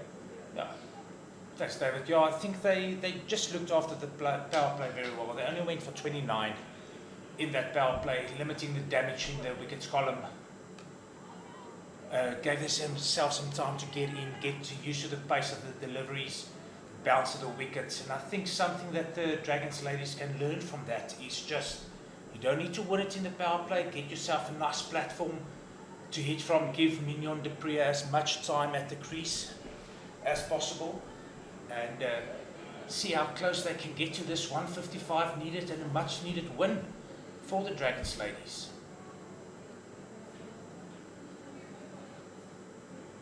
Trying to give herself a little bit of room to hit that through the offside, Lachransi. Just having a look at her partner, Reddy. 51 from 98 yesterday, so enjoyed her time out there in the middle with bat in hand. She'll want to replicate that though. Get her side off to a good start. The frustration, I suppose, for the Dragons coaching staff was there was such a good start yesterday for the Dragons, but you have to convert. That's a good way to get off the mark for Lachransi. If a knock on there means that they get through for the first runs on the board for the Dragons. Yeah, like in any format, David, partnerships is key. You know, you've got to have that partnership that you can just base your whole innings on. Make sure that pull it to 20, pull it to 30. And bat as long as possible as you can. Don't need to win it in over 16, win it in over 20. Take the game as deep as possible for the batting unit. We'll see what happened from there.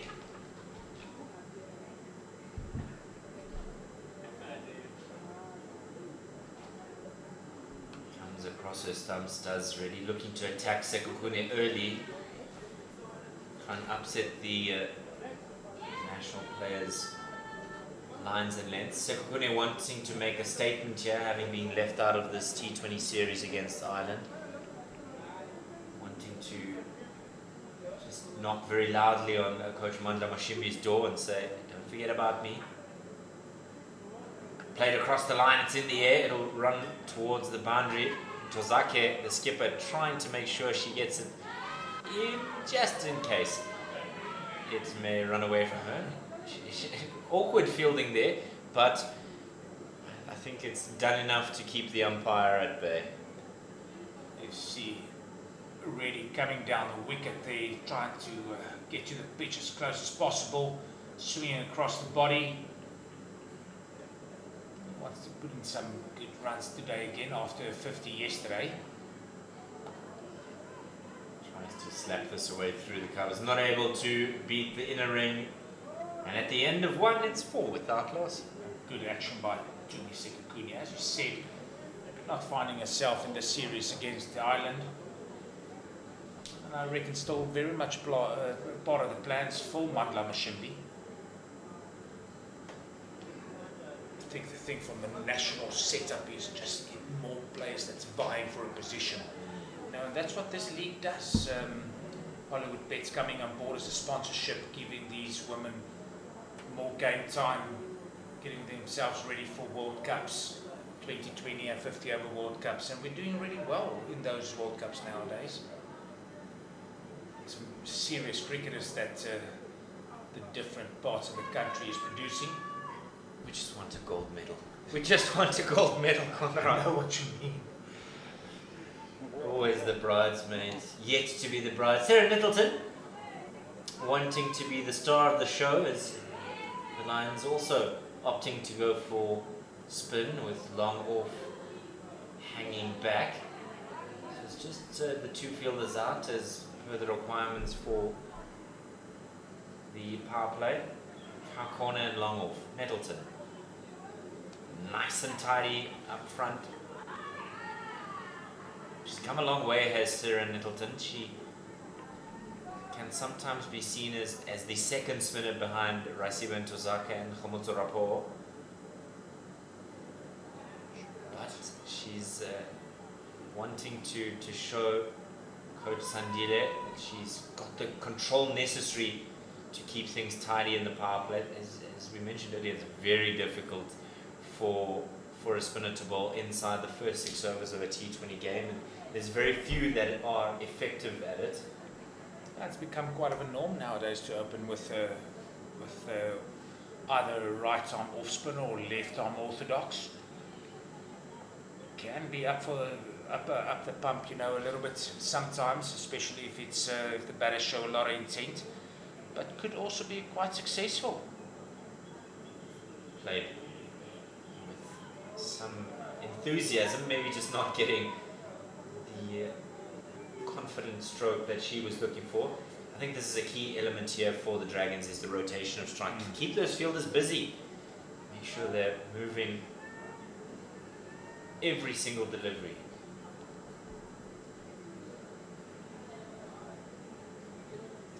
Very wide of the crease is Nettleton, and that's very well played by Lachransi. That'll go to the boundary for 4. A very welcome boundary in the second over of the game here. It's 6 without loss. A good sweep shot there by Lachransi.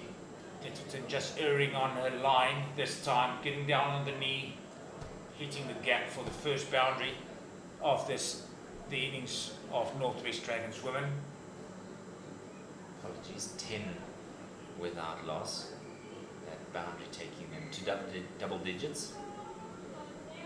Nettleton coming very wide of the crease, trying to tuck Lachransi up there, and a fielding error, a real simple one, means that the Dragons get through for a freebie. Really, that was just sloppy stuff from the Lions. It's not something that the bowler would want, especially having a lot of pressure on her in this power play. Keep the disciplines as tidy as possible. Still a decent over so far by Nettleton.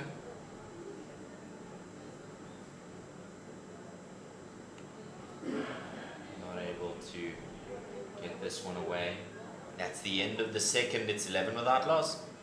I think that's something that the openers of the Lions did well. As soon as something was short, they had the ability to rock back and hit the ball to the deep mid-wicket or even square boundary for very necessary boundaries up front in the power play. And if they can replicate this, the Dragons ladies, we can be up for a good game later on.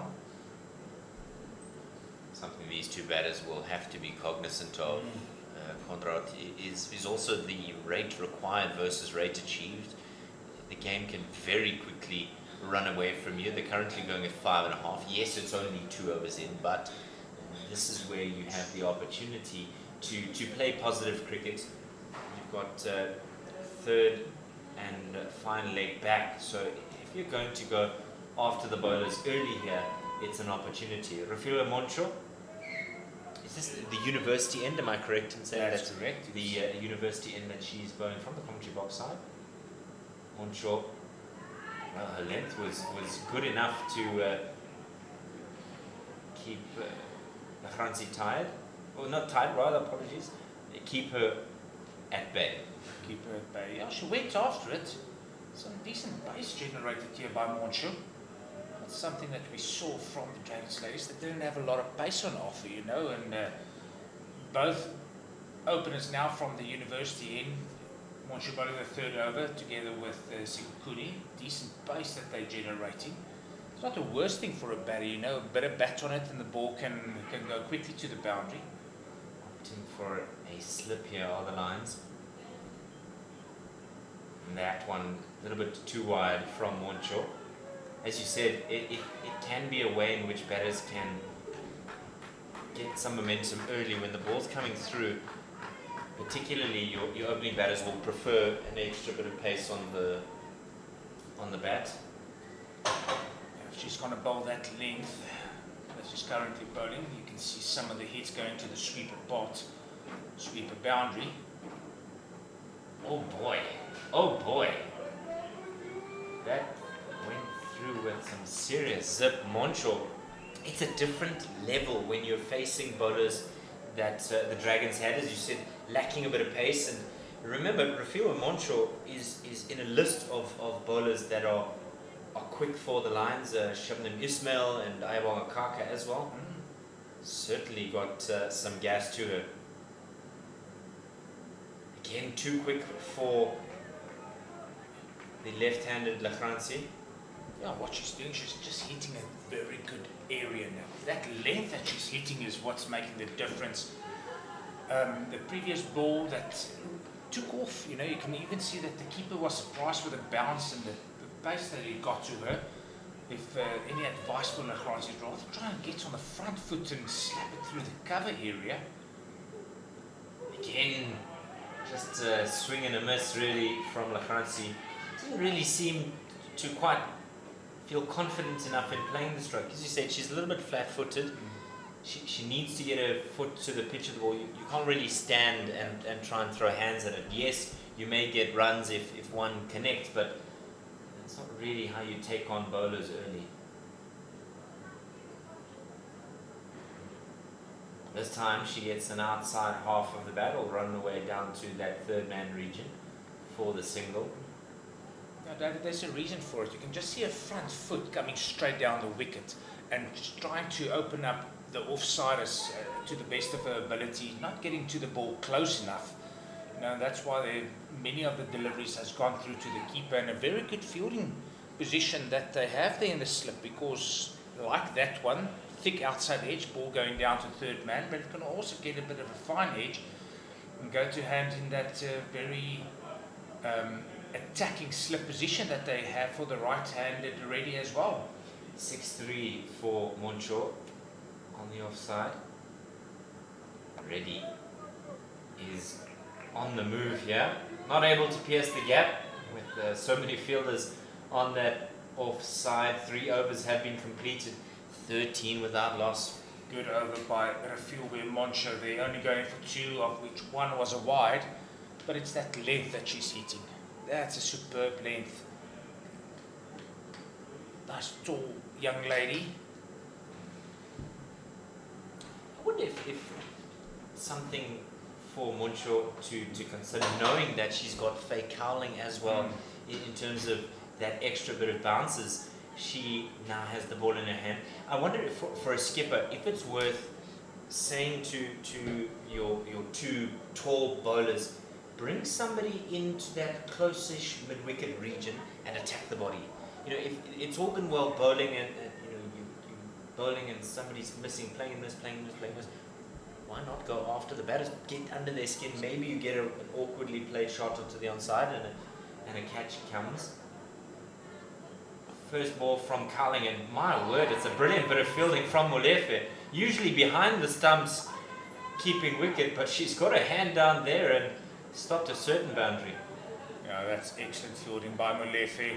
She batted a long time earlier this morning, 16 overs, nearly 17 overs that she's batted. The body must still feel it, and I like your idea, what you're saying, David.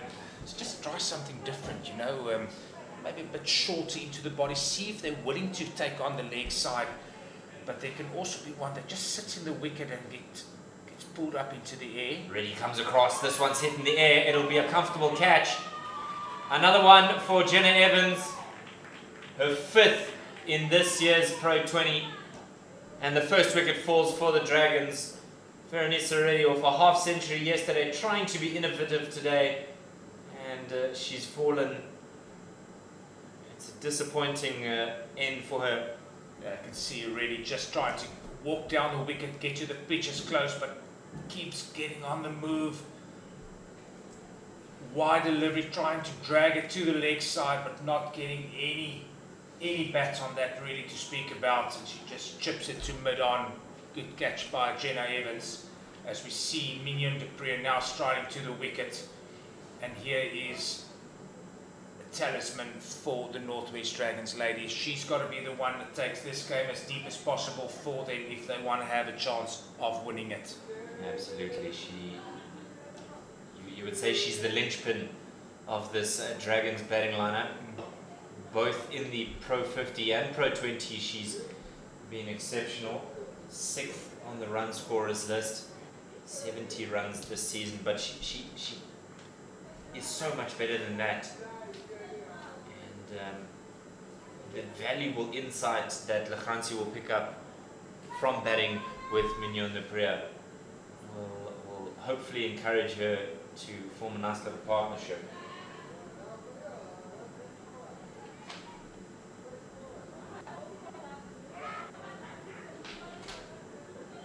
Cut away and nearly gone to the hand of Tumi Sekokune. Boy oh boy, was there something that could have gone really wrong. Yeah. See Mignon du Preez just that time getting a bit of width. First delivery out, trying to cut it. Long time in the air. This one is a lot more reserved as she dabs that onto the onside. You can just see the body language of the Lions. They're steaming in, trying to make sure that they are on top of these Dragons batters. They feel something is coming their way. Yeah, they know this is the wicket. They know this is the big wicket. Got to lift your game. The intensity just changed as Mignon du Preez walked out to the wicket. Pulled onto the outside. She finds the fielder in the ring there. I don't think something, dots won't bother her at this stage. Just getting used to the pace and the bounce of the wicket. Class players will always tell you, listen, there's a lot of balls to be bowled, even in the shortest format. Give myself the best opportunity. See what can happen later in the innings. Cut away, and this is the class of Mignon du Preez. Just stood there and spanked it away through the cover region. A welcome boundary for her. It's the end of 4 and 18 for 1. Yeah, she got everything there that she wanted. You can see she's favouring the cut. This time short by Cowling. A lot of width to it. Mignon du Preez, with limited feet, she just opens up the offside for her first boundary.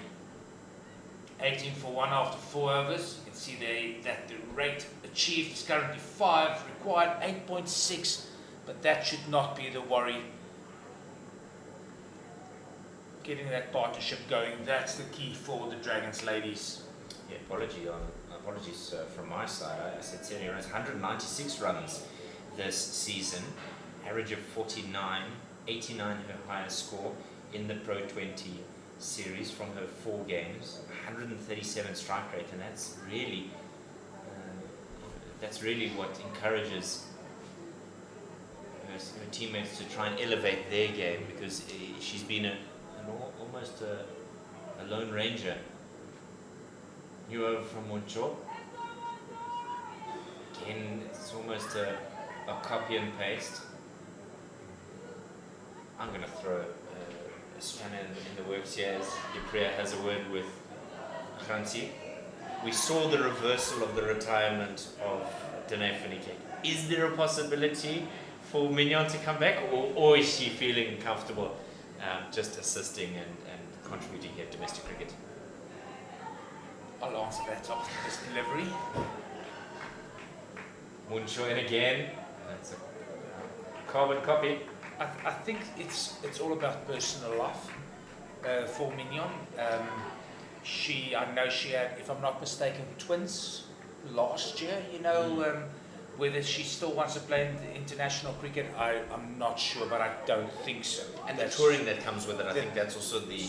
Yes, because it's quite a jam-packed women's program internationally that they have now. So there's the contact on the bat, and you would have sworn that Molefe had batted for 5 minutes the way she's got that energy in the field. Yeah. But boy, as you said, nearly 17 overs that she batted, and she's still throwing herself around the field. She knows every run stopped is important for the unit, just building that pressure on these two batters. Yeah, so I think it's a different story with Danae, does not have children at this stage, still playing internationally in different formats. BBL, if I'm not mistaken, I'm not sure whether she played in the 100 this year, I can't remember. But I think it's just the life that's different for both these women at this stage. I guess also in the case of Danae Fanike, your significant other is in the team, so it's not like you're separated. Hopefully she can really cement her place back in the side. The other name that comes to mind with reversing retirement, we'll come back after this, is Quinton de Kock. What a revelation he's been since coming back. Yeah, I was actually asked a question earlier this week on RSG radio station about Quinton de Kock, and yeah, he made a very good 100 yesterday. I didn't see any of it. I was just on the road too much and in the air.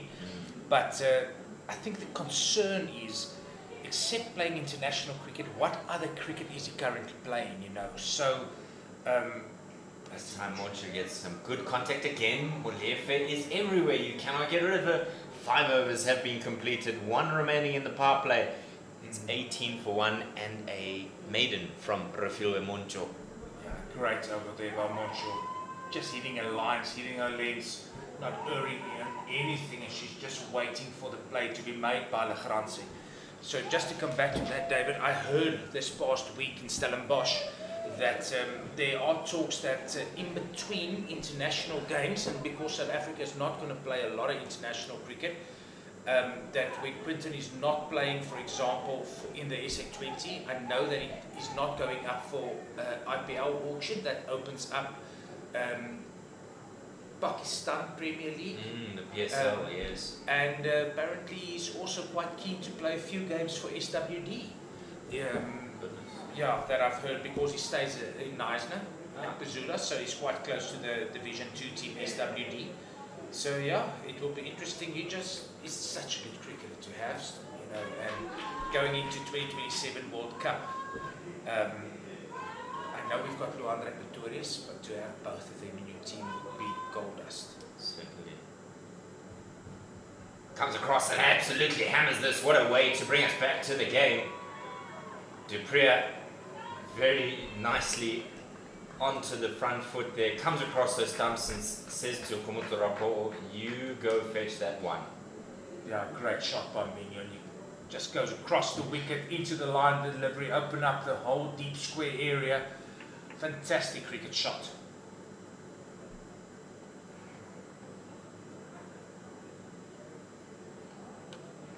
Again, comes across her stumps, trying to attack that leg side. And you know what's good about David? She's not trying to hit everything in the air. She's putting down on the cricket ball. So listen, I'm not going to give my wicket away here. I know I'm the one. Chases a bit of a wide one there, but she gets the intended result here.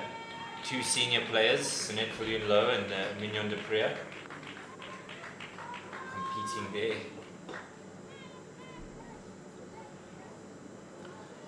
Legrandse, after facing a maiden the previous over from Monchu, currently on 9 from 19 deliveries. But just think, listen, how can I give a strike to Mignon? Just watch it from the other end. That will be my job here. Swept, but just finds the fine leg. very quickly. Monterapo, the 50 over captain, still contributing in the shorter format. Off the back foot, this is much better from Lachranzi, and she scampers through very quickly, happy to be on the other side and watch really a master in action.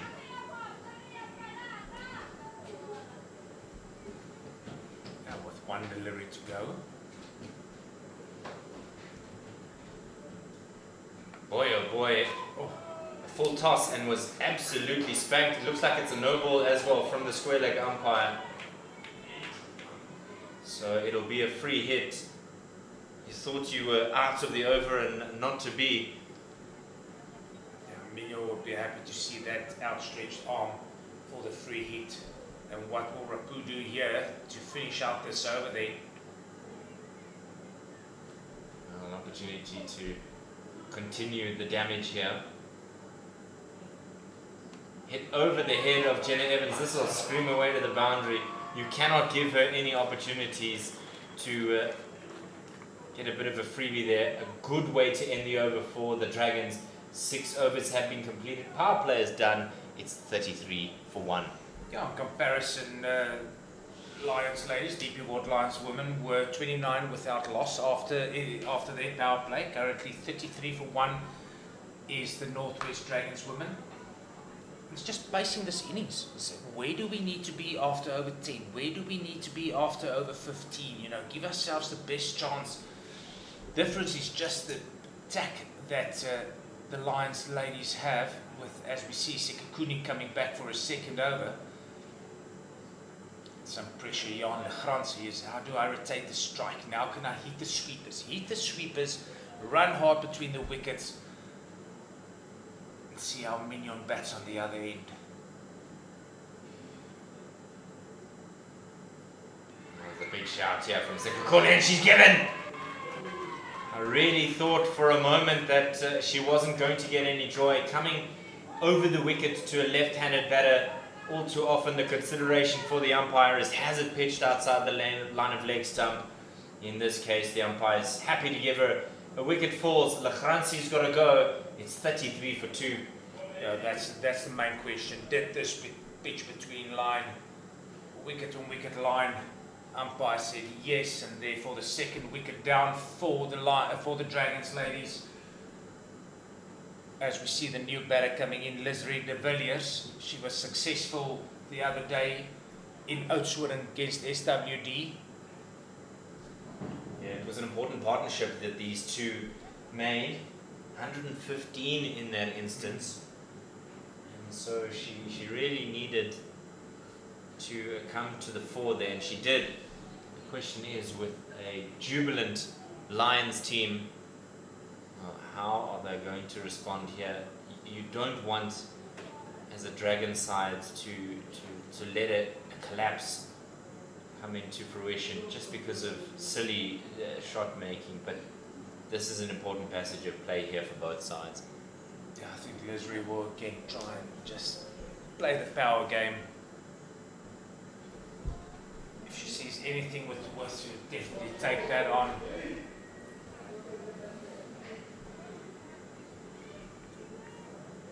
Lovely little conversation there between Rapport and Mignon de Preux, who's been around long enough. I wonder if it is a friendly chat or maybe more of a stern comment. So de Villiers, he's been at the Dragons for a number of years. She'll want to partner Dupree as she tries to take on this responsibility. Yeah, excellent shot to start off with there. You can see the intent. Just coming back to Mignon, you know, when she hits it, you just hear a different sound on the blade, you know. Looking at this wicket again, it's tough being an umpire. It's tough being an umpire. The margins are so narrow. This one's defended. It's a touch and go decision there in the end. sometimes you get those ones where, as a commentator, you can say, absolutely stone dead, no problem, that your best hope there as a batter is that it's going 100 stumps. But there's ones like that when you're out there in the middle and you have to make. That's why they are so good. This one is played square of the wicket on the offside. Just the single there as the throw from Moncho comes like an absolute bullet. Yeah, there's different things that you also got to take in consideration. Now it's international bowler bowling, you know, even though both umpires standing today, they are experienced, you know, but you always think maybe international bowler that looks dead plumb. Whether it's out or not, these umpires at this level do not have the DRS referral system in place, so you're going to get good ones, you're going to get bad ones, and that's just the nature of the game. And how you respond as a player as well, yeah, is crucial.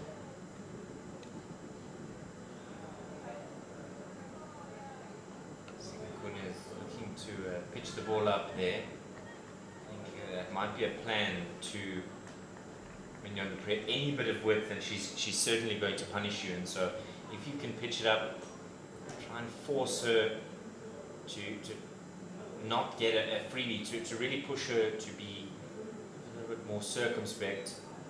You might find a way in.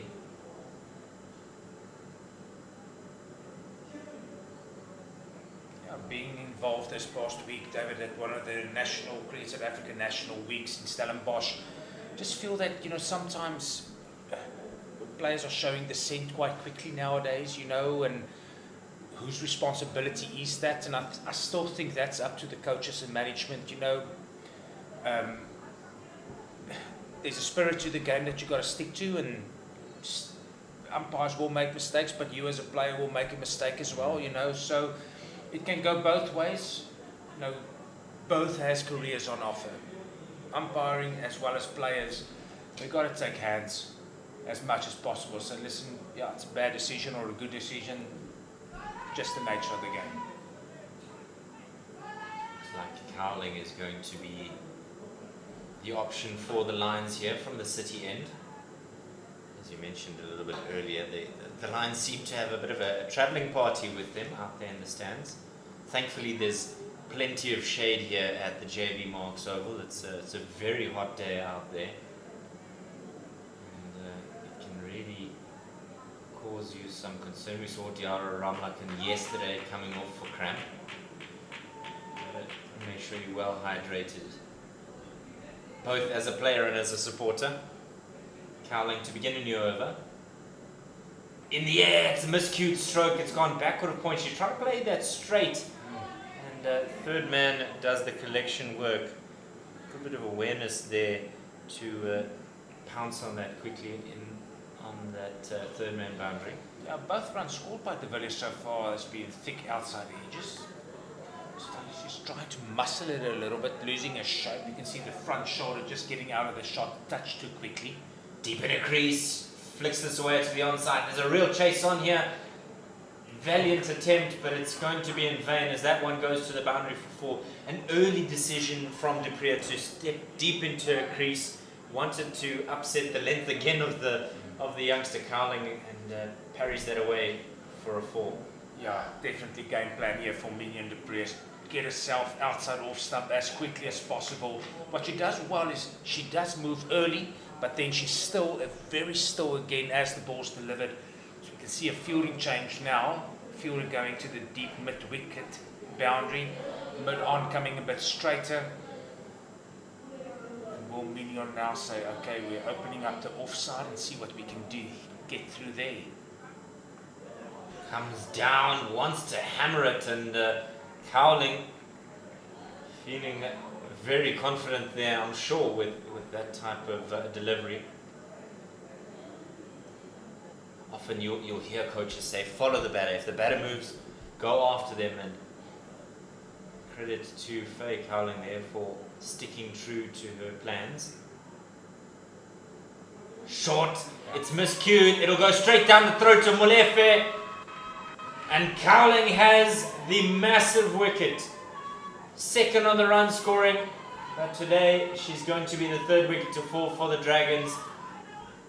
Earlier I mentioned, got to get the short ball in there, the one that sticks in the surface. Duprea's got to go. 21 for her today, it's 39 for 3. All credit there to Cowling. Under pressure from the previous over where there was 2 boundaries hit, 1 in this over, but she stuck to her guns, kept bowling the ball hard into the wicket, not floating it. And this time, as we see, Mignon was very deep in the crease, digging it in short, not getting any bat on it, and just chipping it to Molefe at mid-on. Big wicket for the DP World Lions women's team. Yeah, she'll be disappointed with herself, will Mignon du Preez. Never underestimate the hunger of the youngster. You can see she's batting very deep in her crease there, so maybe it rushed her just a little bit. Tried to stand and play that one. It was straight to Molefe, who celebrates. And the third wicket falling for the Dragons. 39 for 3. Just 1.4 overs out of the power play. They need 116 from 74. Will Bochatso and De Villiers be able to continue some momentum that Mignon du Preez had gotten? Success again for Cowling. 2 for 10 in 1.4. 2 big wickets that she's picked up, and both Reddy yesterday that scored 50, and today Mignon du Preez, the ex-international cricketer. Young lady showing her class now, showing very good composure, and another wicket down here for the Dragons ladies will put the cat amongst the pigeons.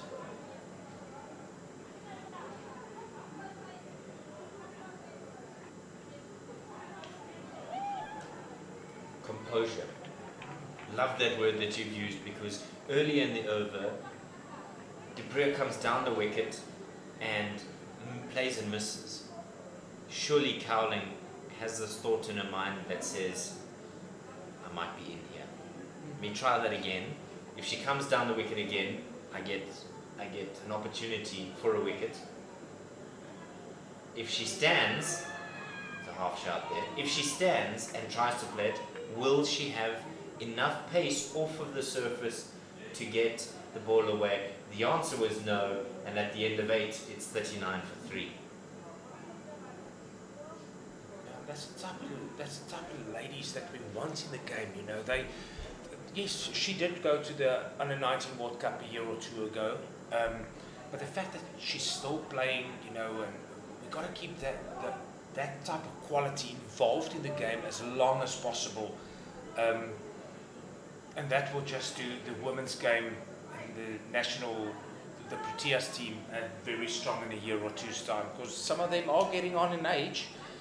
Been around, I mean, Tasman Britt, I think, if I'm not mistaken, she's about 34 now. I'm not sure about Laura Wolfhardt's age. But, you know, there's got to be the next crop, and that's the only place that we will know whether they're good enough or not, is competing and doing well at this level that we're currently watching. Raisibe Ntozake will come from the university end. She's been so good with ball in hand this season for the DP World Lions.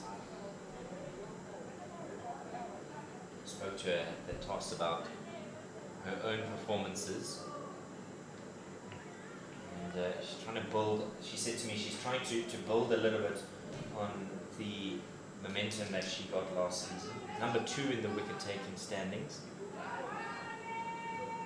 The best this season of 4 for 16.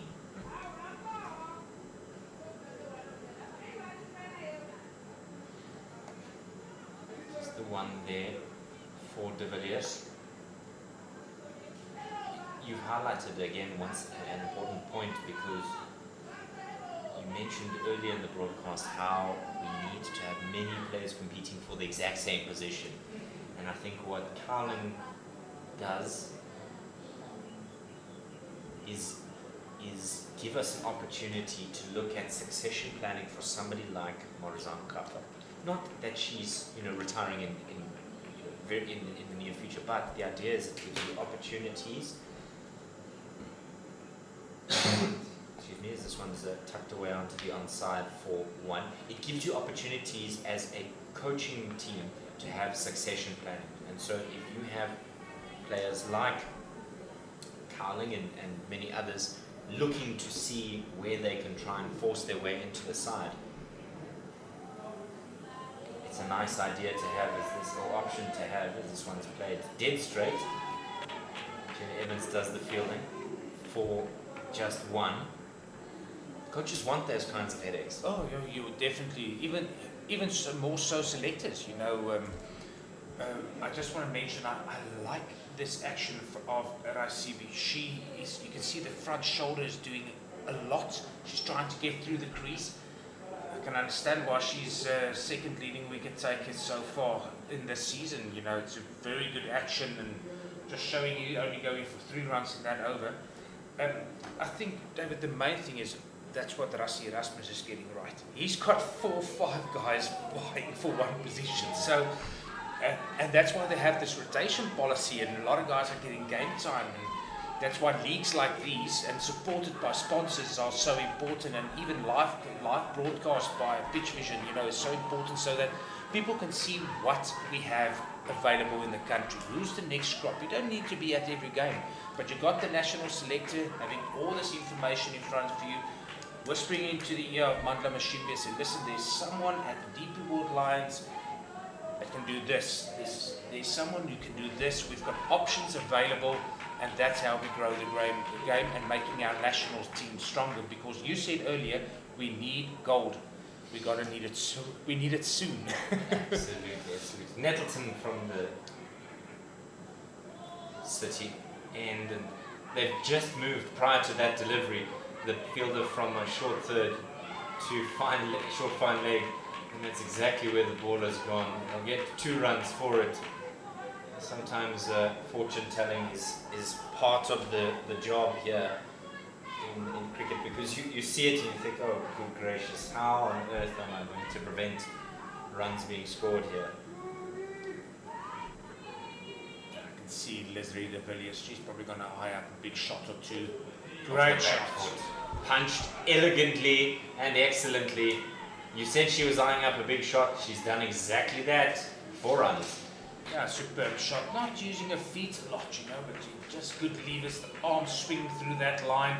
And this time finding the gap, and that's all they need at this stage. Find those gaps, build that partnership.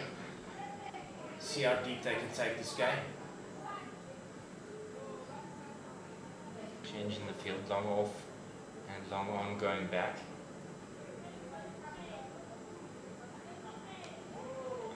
Fuller this time from Nettleton, as you've mentioned, good cricket all round really.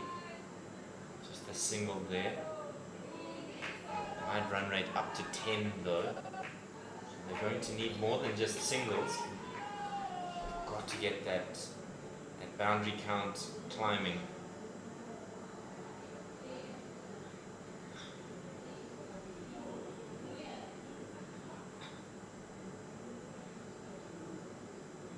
Very well bowled by Nettleton. Maybe a dual sound there. Big appeal, but maybe the umpire sees either just a bit of inside edge or just slipping down. Just surprised that they with a fuller delivery, a bit quicker as well, it looked like.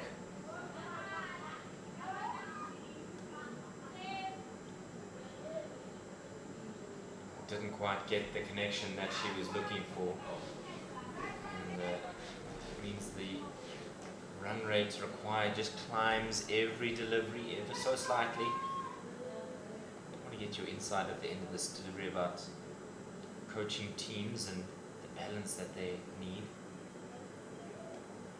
It's a dot ball to finish this Nettleton over. 7 from it. She pulled it back nicely after the first 3 deliveries were a little bit expensive. At the end of 10, at the halfway mark, 49 for 3. I want to zoom in a little bit on Trisha Chetty and Sandile Masingeni. The value, I spoke to Sandile Masingeni at the start of the season to kind of get an insight of what value Trisha Chetty brings, having been at that very highest level. But I want to kind of zone in a little bit with you on what it means in terms of the players and how they would go to her for information when it comes to, you know, how do I get there? number 1. As Tozake starts a new overs, pushed into the air for a second, falls flat. How do I get there and how do I stay there? Because that's the thought process that'll be going through the mind of a couple of the youngsters in this line setup. Swept hard, it'll go on the bounce to Cowling at deep square for just the single. Yeah, I think with someone like Reddy being involved, being the national under 19 coach, also the structure in Johannesburg, where many young ladies, women's teams are currently based. It's important for her to be involved and see what is the next crop coming through. In the air, there's two fielders converging. Tozake takes the catch. Miscued sweep shot, just popped into the air. Another wicket for Tozake. Great stuff from her. And the procession of wickets continues. It's 50 for 4. Yeah, as we said earlier, Tozake is such a good action. Being successful now and just working on that wickets tally in the end, at the end of the season, putting her name up for selection and higher honours. It's important to have, she should. It's not necessary for her to be here, but she is still involved with a strong union like the Lions, and sitting in a change room and telling these young girls, listen, go through the structures, under 16, under 19. How do you get yourself into emerging teams? What's necessary for you to get yourself to the highest level, which are, of course, now the Proteas and the World Cup. World Cups looming every second year in different formats. As we see there, the inbound fixtures currently, the national team, women's team playing against Ireland. On Friday, they won by about 120 odd runs. Today at 2 o'clock, they're playing again at Boland Park, and then the last game on Wednesday at 6 o'clock at Willamore Park, Benoni. And of course, tomorrow in a week's time, the under-19 Girls Cricket Week starts here in Potch. And we're quite happy to host it here. Foolish delivery there from Tozake allows the new batter, Nini, to get off the mark. 16 teams coming to Potchefstroom, playing at different of the university and school venues around the city. And it's such a good week. Even the boys, under 16, under 19. In the air, what a convincing stroke there. De Villiers is saying, I'm going to take this chase on almost single-handedly, stand and deliver, straight as a die, and it's gone for 4.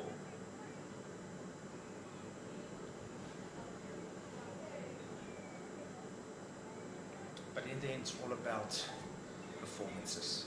If you don't perform, you can't get selected. Certainly a plethora of cricket available to us. 11 overs have been completed. It's 55 for 4. And as we saw there today at Boland Park in Paarl, very, very beautiful stadium out there in Paarl. And it can be stiflingly hot. It was the host, if I'm not mistaken, of the CSA T20 Challenge Final. Look at the other fixtures there. Buffalo Park in East London, and then St George's, and then the DP World Wanderers playing host to the third of those one-day games. And it's such an important opportunity for players who maybe are around the fringes to get involved in the national side and really stake a claim. Faye Tunnicliffe, the leading run scorer in this year's Pro20, and second overall behind Tasman Brits. Didn't quite convert in the first game, got out quite cheaply. She wanted to show the selectors that the faith was not wasted. Just died out the wicket there. Goodness, it really didn't get the bounce at all. No, they just squatted. Yeah, Friday I actually spoke to James Fortuin, the CEO of Boland Cricket. He said they are more than ready for today's game, and it's going to be hot as well. Done! The first one died, the second one was a little bit straighter, and the poor stumps are the ones who really suffer there. Another wicket falls, it's 3 5s, 55 for 5. Yeah, this time just straighter. And Ntabesimini just playing all around this one. Maybe eyeing the wrong area, rather hit straight down, showing more blade to the ball, hitting it straight down to the long off or long on area would have been the shot as she goes for one. Well, the procession of Dragons batters continues. Sarah Barber coming to the wicket at number 7. Will want to continue the prolific batting that her partner, who has number 22 as well, Mignon de Pree, showed a little bit earlier today. You mentioned the heat in Boland Park. It may be an asset to the South Africans. I don't think the Irish will be too pleased. Brett Proctor, one of our colleagues, said, well, it's stiflingly hot when mentioning the CSA T20 Challenge Final. I think that's a very generous description of life in Paarl. It can be unbearable in the Boland. Is that what we say is a euphemism? Yes. You know, is that a euphemism? Okay. Diplomatic. Barber on strike to Nettleton.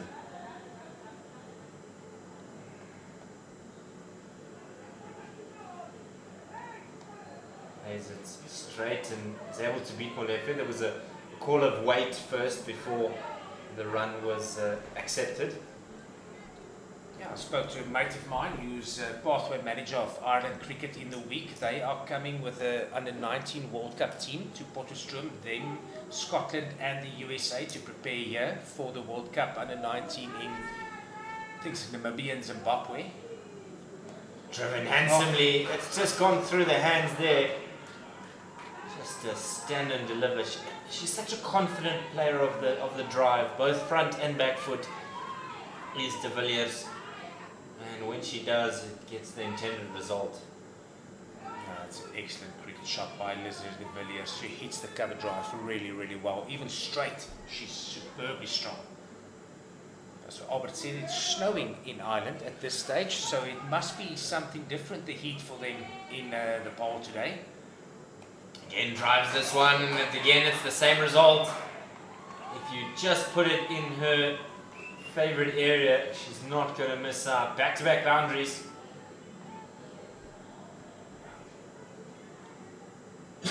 Again, what I like about Leslie, what she's doing is, you can see the elbow staying up through the shot, you know, the elbows dominant there, you know, blades going through the ball, making such good contact, keeping a shape much better than what she did at the start of the innings. Maybe she was trying to hit it too hard.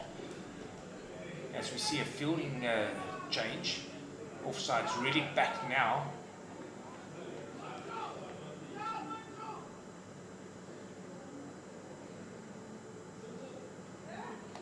Tries to do it again. This time it goes straight to Moncho. The opposite is true here as we end the 12th over, 64 for 5. The opposite is true from Molefe's innings. Anything on the leg side, she's going to punish you. Whereas de Villiers, anything that has a bit of width will see her eyes light up. So you've got to bowl straighter, and particularly as an off spinner, maybe you've got to bowl a little bit quicker, stump to stump, and then the variation will be the slow one. We'll see what Tozake can come up with in the server. Yeah, it's not like Leslie de Villiers is making room for herself. She's just standing still and just waiting for that ball to dispatch to the boundary. Just interesting enough, I was seeing that they had a backward point, and then they had a cover, and another cover, and an extra cover, as well as someone. There was at one stage there were 3 people in the cover area, so they know that she's trying to hit the ball there and just try and stop her as much as possible getting it through there. Good flight there from Tozake. The misfield means that Barber can get a single, and that means that the runs required is now 91 from 48. The required run rate 11.5. Singles aren't just enough. Sweeps and sweeps with some fierce power, able to pierce the gap between Cowling and Fulyun Low. That's what they need, do the Dragons. Yeah, a little gem here by Leslie de Villiers. This time going down on the knee, sweeping it between deep mid-wicket and deep square. Dealing in boundaries at this stage is Leslie de Villiers, losing a balance there, but not before she really gets some good bat on that. For I think a 5th boundary already. Well, we said she's got no problems with hitting through the offside, but this over has shown that she's just as comfortable hitting through the onside. I wonder if it's worth Ntozake maybe floating the ball a little bit more, tossing it up to de Villiers. Shot. Driven so elegantly by Barber that'll go down to long on to Misekakune. The funny thing is, she was hitting the off spinner, ball turning into her through the offside. Now she's hitting the leg spinner, ball turning away from her to the leg side. It's interesting to actually notice that. Oh dear. Big heave ho. And a shot by Rosina Manak behind the stump. She's already got 1 stumping this season. That won't be her second. Good glove work there by Manak, you know, bells was off quickly.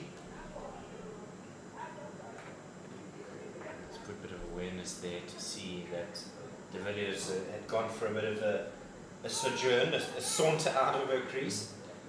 Looked like the wrong one that she's bowled there. Ball actually turned the other way, missing the leg stump. This one's in the air. It'll fall safely in no man's land. Evans does the fielding. And a lightning quick throw. I suppose that's a difference as we complete 13 overs, 71 for 5. The difference for me in terms of the fielding of Dragons versus Lions is the throwing from the Lions has been a little bit tidier. Unfortunately, it was very wayward in terms of their throws towards the stumps, particularly when there was opportunities for runouts. Yeah, it's not only that they're throwing it straighter, they're throwing it stronger as well. You know, their arms are are very strong of the Lions ladies, and in general, I think their fielding effort has been better. You know, they had made some very good stops and those half chances where there could have been a boundary. Those were stopped, so that also just escalates the pressure on the chasing team.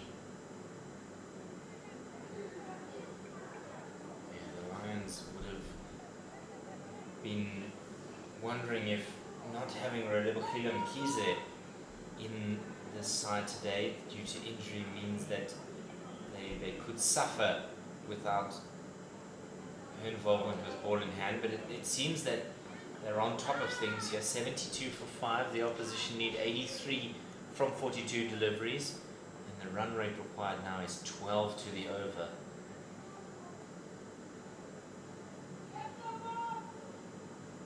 Big heave ho at that one, not the timing required at all, so just a tame little single into the onside. Just losing its shape there is Leslie de Villiers trying to overhit it, maybe targeting the long off area that's currently inside the ring. Tries to dab this away, does Barber. Not enough pace on the ball for a stroke of that nature. You've almost got to create the power, and we saw with that Nettleton wicket in the previous over, there's not much pace off the surface. This one is chipped onto the onside. There'll be a couple of bounces and 2 fielders combining. And that was disappointing. You mentioned the skill of the Lions fielders, and then, well, 2 fielders, you would have thought somebody would have gotten a hand to it, and a boundary for Sarah Barber. Yeah, I think in the end they were fortunate not to have a collision. Maybe just the communication between the two weren't that good. That's why the ball slipped through for a boundary. And Barber playing off the back foot almost deserves to be a front foot stroke. Yeah, Rapu's not giving them any pace to work with here. No, you're so right saying you've got to create your own swing, own pace. Plays this almost a short arm jab onto the onside. He does enjoy that stroke. Again, another good throw there. looks like Gina. That's actually got some very good arm. And she's On a live wire in the field. She's really got 5 catches this season. As that concludes the 14th over, 78 for 5. Molefe's got 5 and Fululu has 2.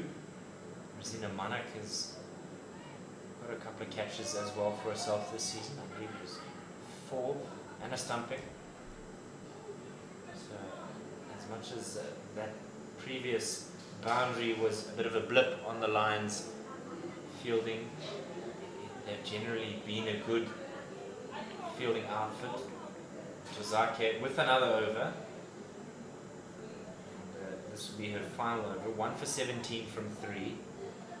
It's very tidy stuff. Tries to drive this a lot straighter than it came out. She was quick off the mark there, was Bala. I just feel if something's going to happen, it's got to happen in 1 over. You've got to have a big over of 15 to 20 just to get closer to that rate required. Otherwise, it's just going to peter out. In the air, this will fall safely to Jen Evans. And I think crucially, as you've highlighted there, Conrad, you have to pick a bowler rather, and you have to go after them from ball number 1. Driven away off the back foot, not able to pierce the armour there. It's almost a necessity that the first ball of the over has to go for a boundary. You need 14, nearly 14 to the over, 13 and a half at the moment. You have to really... Just to make that statement, you know, say, listen, we're going after you, you've got to make the play now. As you get, show the intent on the first ball and see what happens from there, but some big shots needed by the Dragons ladies at this stage just to get it very close, otherwise it's tickets from here on in. I wonder if the mindset, you never want to, as a side, resign to the fact that a result is a foregone conclusion. However, I want to have a look here with the final ball of the over. In the air, there's 2 fielders converging, but I think it'll fall safely on the other side of the road. What a stroke. I thought for a moment it'll fall just short of the boundary. Fantastic way to end the over for the Dragons. 15 overs have been completed. We've got 5 to go. And it is a glorious stroke. 91 for 5. Yeah, Leslie de Villiers. 87 for 5, sorry. When she hits it and she releases that elbow of hers in the shot, she makes such good contact. Clean hit of the cricket ball.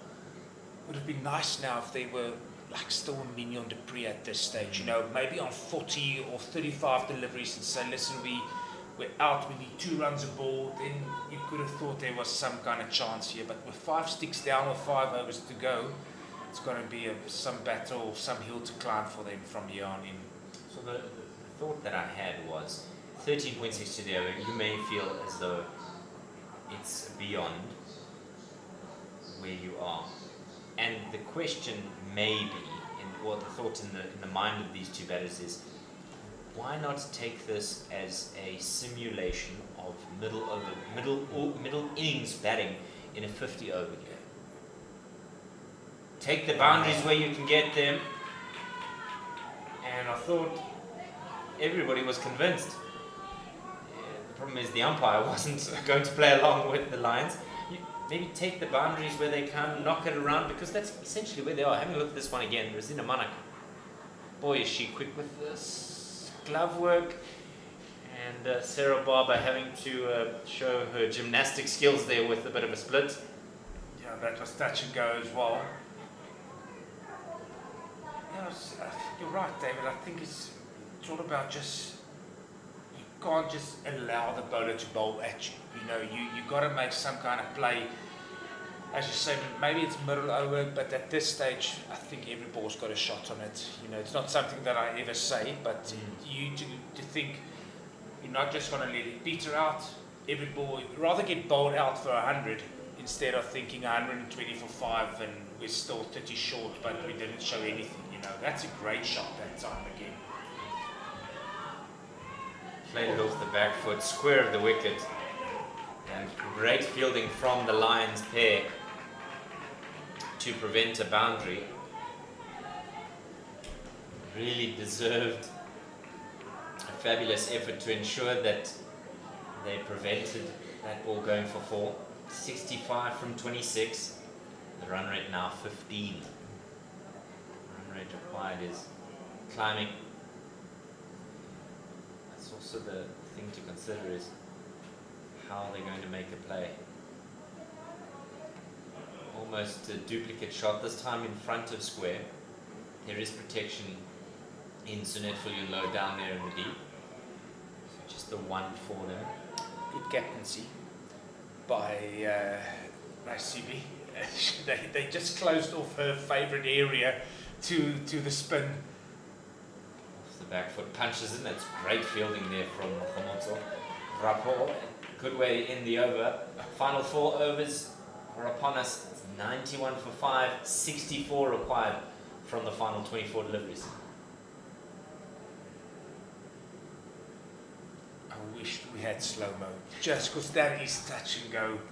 Even for the umpire seeing it at full speed, for us sitting here having the benefit of a replay and another replay, it's great keeping by Manak, but would love to see that on a really slow-mo, because it looked close. Yeah, you need the side on with frame by frame. Sekukune makes a return. She bowled in 2 overs 1 for 5 earlier today. Really stingy stuff from her. 2.5 as an economy. I don't think any coach would be upset. And again, coming back to our earlier point about how important it is for her to make a statement. And when you are a player that is in and around the South African selectors' minds, when you put a performance like this, yes, it's a struggling Dragon side, but you still have to do the work in order to highlight yourself. You're an international cricketer, you should dominate. That's the main thing. You've played at another level, you've got to show the people why you've played there.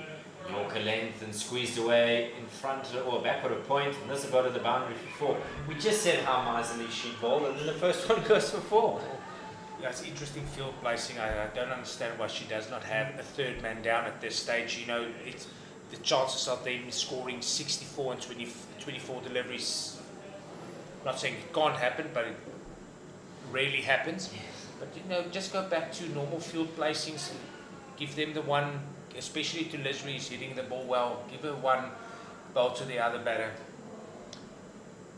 It's never a bad thing, David, for an international cricketer to come down to domestic level and come show the rest why they're playing at that level. And I sometimes think that even the Protea players, you know, they get very long periods of rest.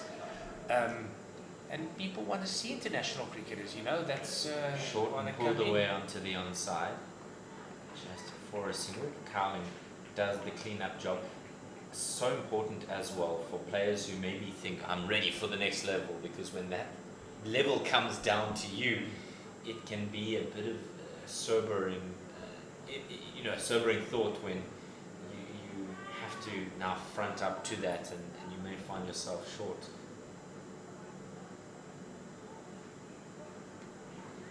Just mistimed that one, a little bit late on the stroke was Barber. I suppose that recently happened to some of the players, the men's players in the CSA T20 Challenge when Anrich Norkeer was playing for the Dolphins. It can really, really highlight who is ready for the next level, and also highlight who maybe isn't quite there yet. That's exactly what Tumi Sekukune is doing. Played across the line here from Barber. She'll get a single for it. 97 rather for 5. Still a good over by Timo Sekukene. I think also with the next round of 4-day competition starting on Tuesday, with all the SAA players back now from their India trip, players like Luandra Pretorius not selected for the current India tour. You know, it's going to be a good round just before we see the SA20 starting on the 26th of December.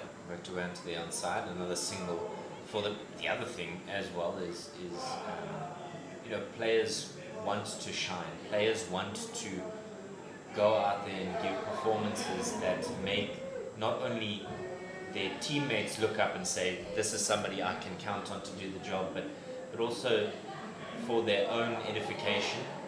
Tumi Sekukune, one of them who wants to get back into that national side. Slightly slower delivery, hit into the air, comfortable on the bounce for Ntozake. Nearly hit the stumps from the boundary, ending the 17th over, 99 for 5.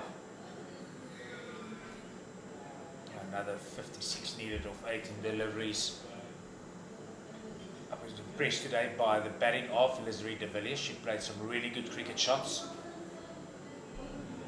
Earlier this morning we saw good batting by New Molefe as well as Jenna Evans, getting themselves to 154 for 3. And I think the point that you made there is such an important one. Partnerships.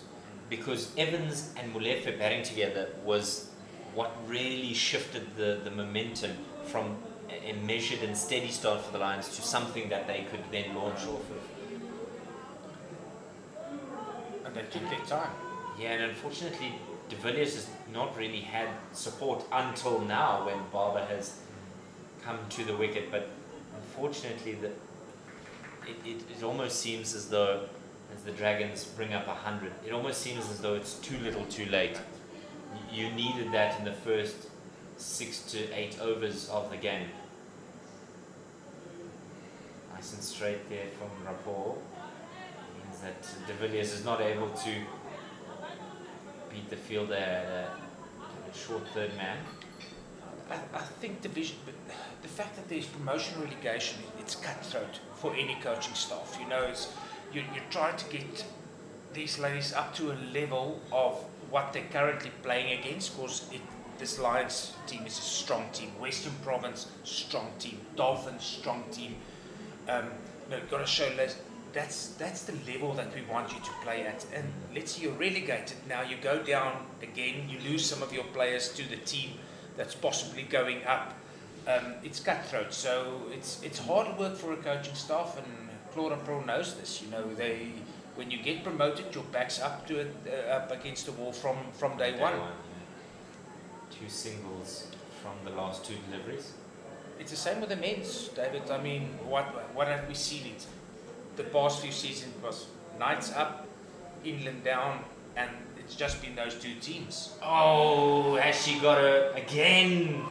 Manak is frustrated because she's confident of the fact that she's whipped the bails off before the batter's got her foot back in there. Let's have a look at this one again. Rosina Manak is too quick, I suspect.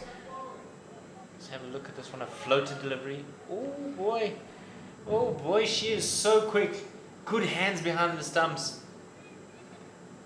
Manak was actually surprised. She said to me earlier in the season that she wasn't really expecting to be a part of this Lions setup, knowing that there's Neo Molefe and Senalo Jafta and Karabo Meso, a number of wicket keepers, but she's really made the opportunities her own when given them.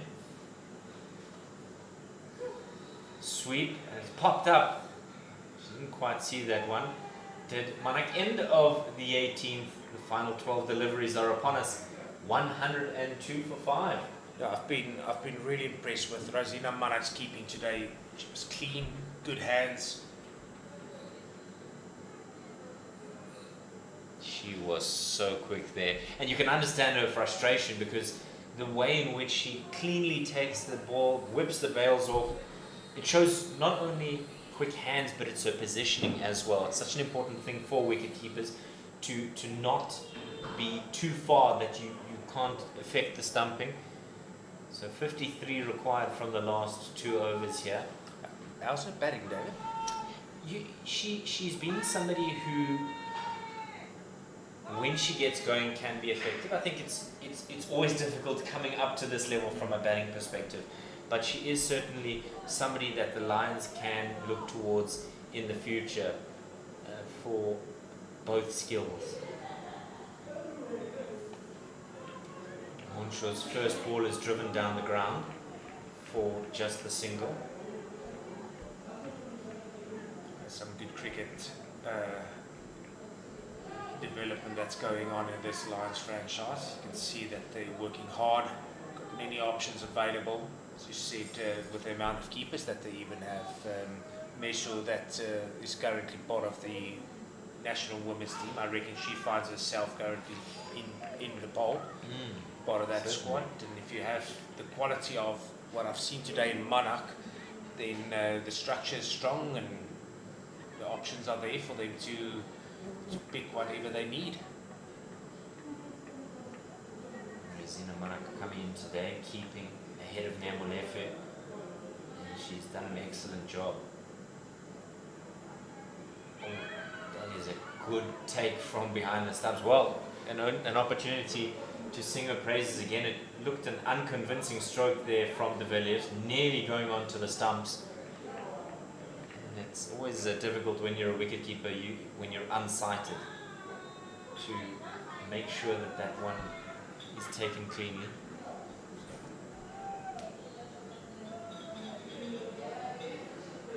Short outside edge, that'll go to the boundary for 4. Too much width there from Munshaw. That's 50 for de Villiers. Fighting knock as some of her supporters out on the embankment make their voices heard. It's been a tough go here for de Villiers, and she's shown every bit of fight here, not capitulating to the pressure from the Lions today. Great bit of work there from her. 52 from 38, 7 fours and a 6. Yeah, she played some really good cricket shots today, especially through the offside. Well deserved 50. It's a half shout from Cowling as this one cuts de Villiers in half.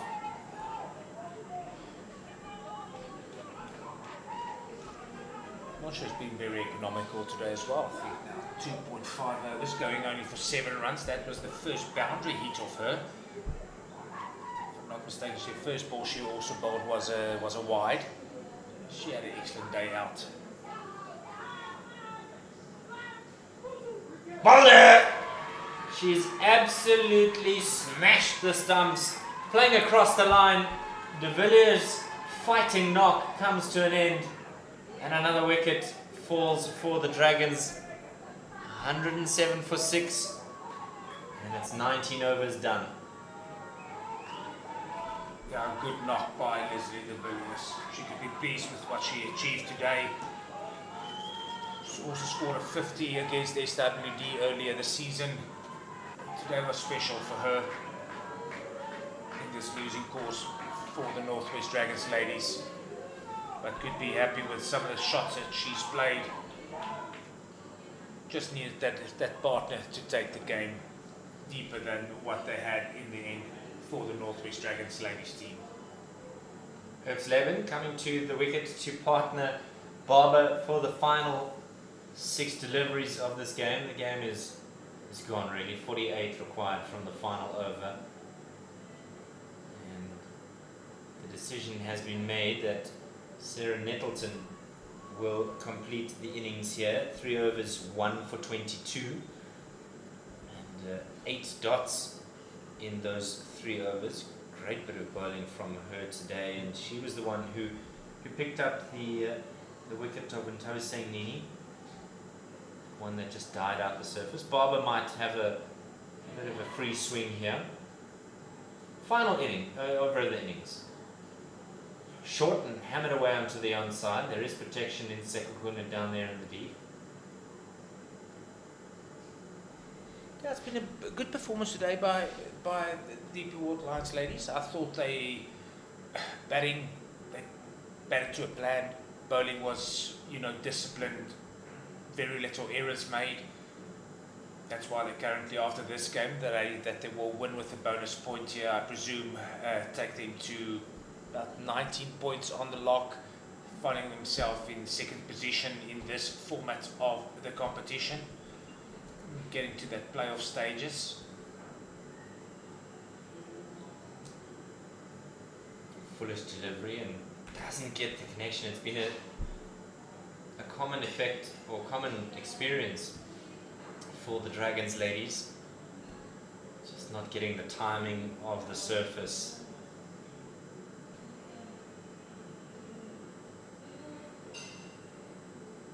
Works its way onto onside, and they'll jog through for a single as Barber loses her bat at the non-striker's end. Every game for the Dragons ladies at this stage is a learning school. See how they can get themselves just every game into a better position, better understanding, and not rely too heavily every time on Mignon de Pre, but rather someone who can help her, that can bat in partnerships. There has to be an ownership from the players to say, I am going to take responsibility. It's a cheeky little chip there round the corner, and we'll go to the boundary for 4. Just using that gap for her benefit, and that is the end. 20 overs have been completed. The Dragons are 110 for 6. They fall short by 44 runs, and well, they may be disappointed with their performance today. There are some positives for the home side. De Villiers with an incredible 50 runs. Conrad, what have you made of today's performance from both sides? Yeah, as mentioned earlier, good start for the Lions ladies. You know, good partnership up front. Got themselves in good position in the power play where they just knocked the ball around with Neo Malefi making a good knock, getting herself 50 odd runs. Good partnership between her and Jenna Evans, in the end scoring 154 for 3. Decent effort with a bat from the Dragons ladies. Better intent shown this morning than yesterday, where they got bowled out for 123. In the end, Leslie de Villiers scoring a well-deserved 50. Some runs by Sarah Barber as well as by Mignon de Pre, but this time falling short by 40 runs in this all-important encounter for the Dragons ladies. Still going to be 4th on the lock after 5 games played in the Hollywoodbets Pro20 series. As you can see, both sides shaking hands, some hugs. And it will be a learning school, as mentioned earlier, for the Dragons ladies going forward with 2 games left in both formats of the competition this season. And it's going to be crucial as we see going forward. There we go, is the score sheet. Tabitha Legrandzi scoring 10 off 22, had many plays and misses. Veronisha Reddy 2 only, and then Mignon de Pre showing something 10, 21 again off 14. Top knock by Leslie de Villiers, 52 from 40. Bukhatso only there for 1, as were Nini. Sarah Barber helping out with the 18 of 23, and in the end, Anissa X11 picking up a boundary to go 5 from 4. Only 4 extras bowled in that innings. Sekukuni, superb, 1 for 13. Neto Tim, excellent, 1 for 29. Monshu, brilliant, 1 for 7 in 3. Faye Cowling, different class as well there, 2 for 10 in her 2. Rapu, 4 overs for 28. And Rasibe, 1 for 26. In the end, with 40 runs, too strong for the Dragons ladies. It's the DP World Lions women that win by 40.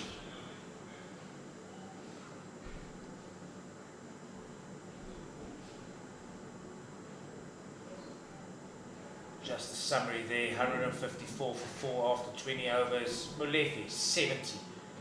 Evans, 40. Faye Cowling, blistering 19 off 7, and helped by Tabeti, 11 from 19. Pick of the bowlers were Tabi Singh, Sini 2 for 30, and Tabitha Legrandzi picking up the 1 for 20. Excellent delivery. She bowled to get rid of Tabeti. 114 for 6 in the allotted 20 overs were the Northwest Dragons women, who won the toss earlier this morning. Leslie de Villiers, excellent knock, 52 from 40, supported by Mignon de Pre and Sarah Barber, 21 and 18 respectively. Faye Cowling, brilliant bowling, 2 for 10. In 2 overs, picking up Mignon de Pre as well as the other opener in Reddy. And then Monshu, 1 for 7. Tumi Sekukuni, the international, 1 for 13. And Rasibi, 1 for 26. As we get ready for the post-match presentation. Time now for the post-match presentation in the Hollywoodbets Pro20 game between the Northwest Dragons and the DP World Lions. A convincing victory for the DP World Lions, and that is all for the back of a wonderful performance with both bat and ball. Time now for the player of the match, and as decided by the umpires, your player of the match, Neo Molefe.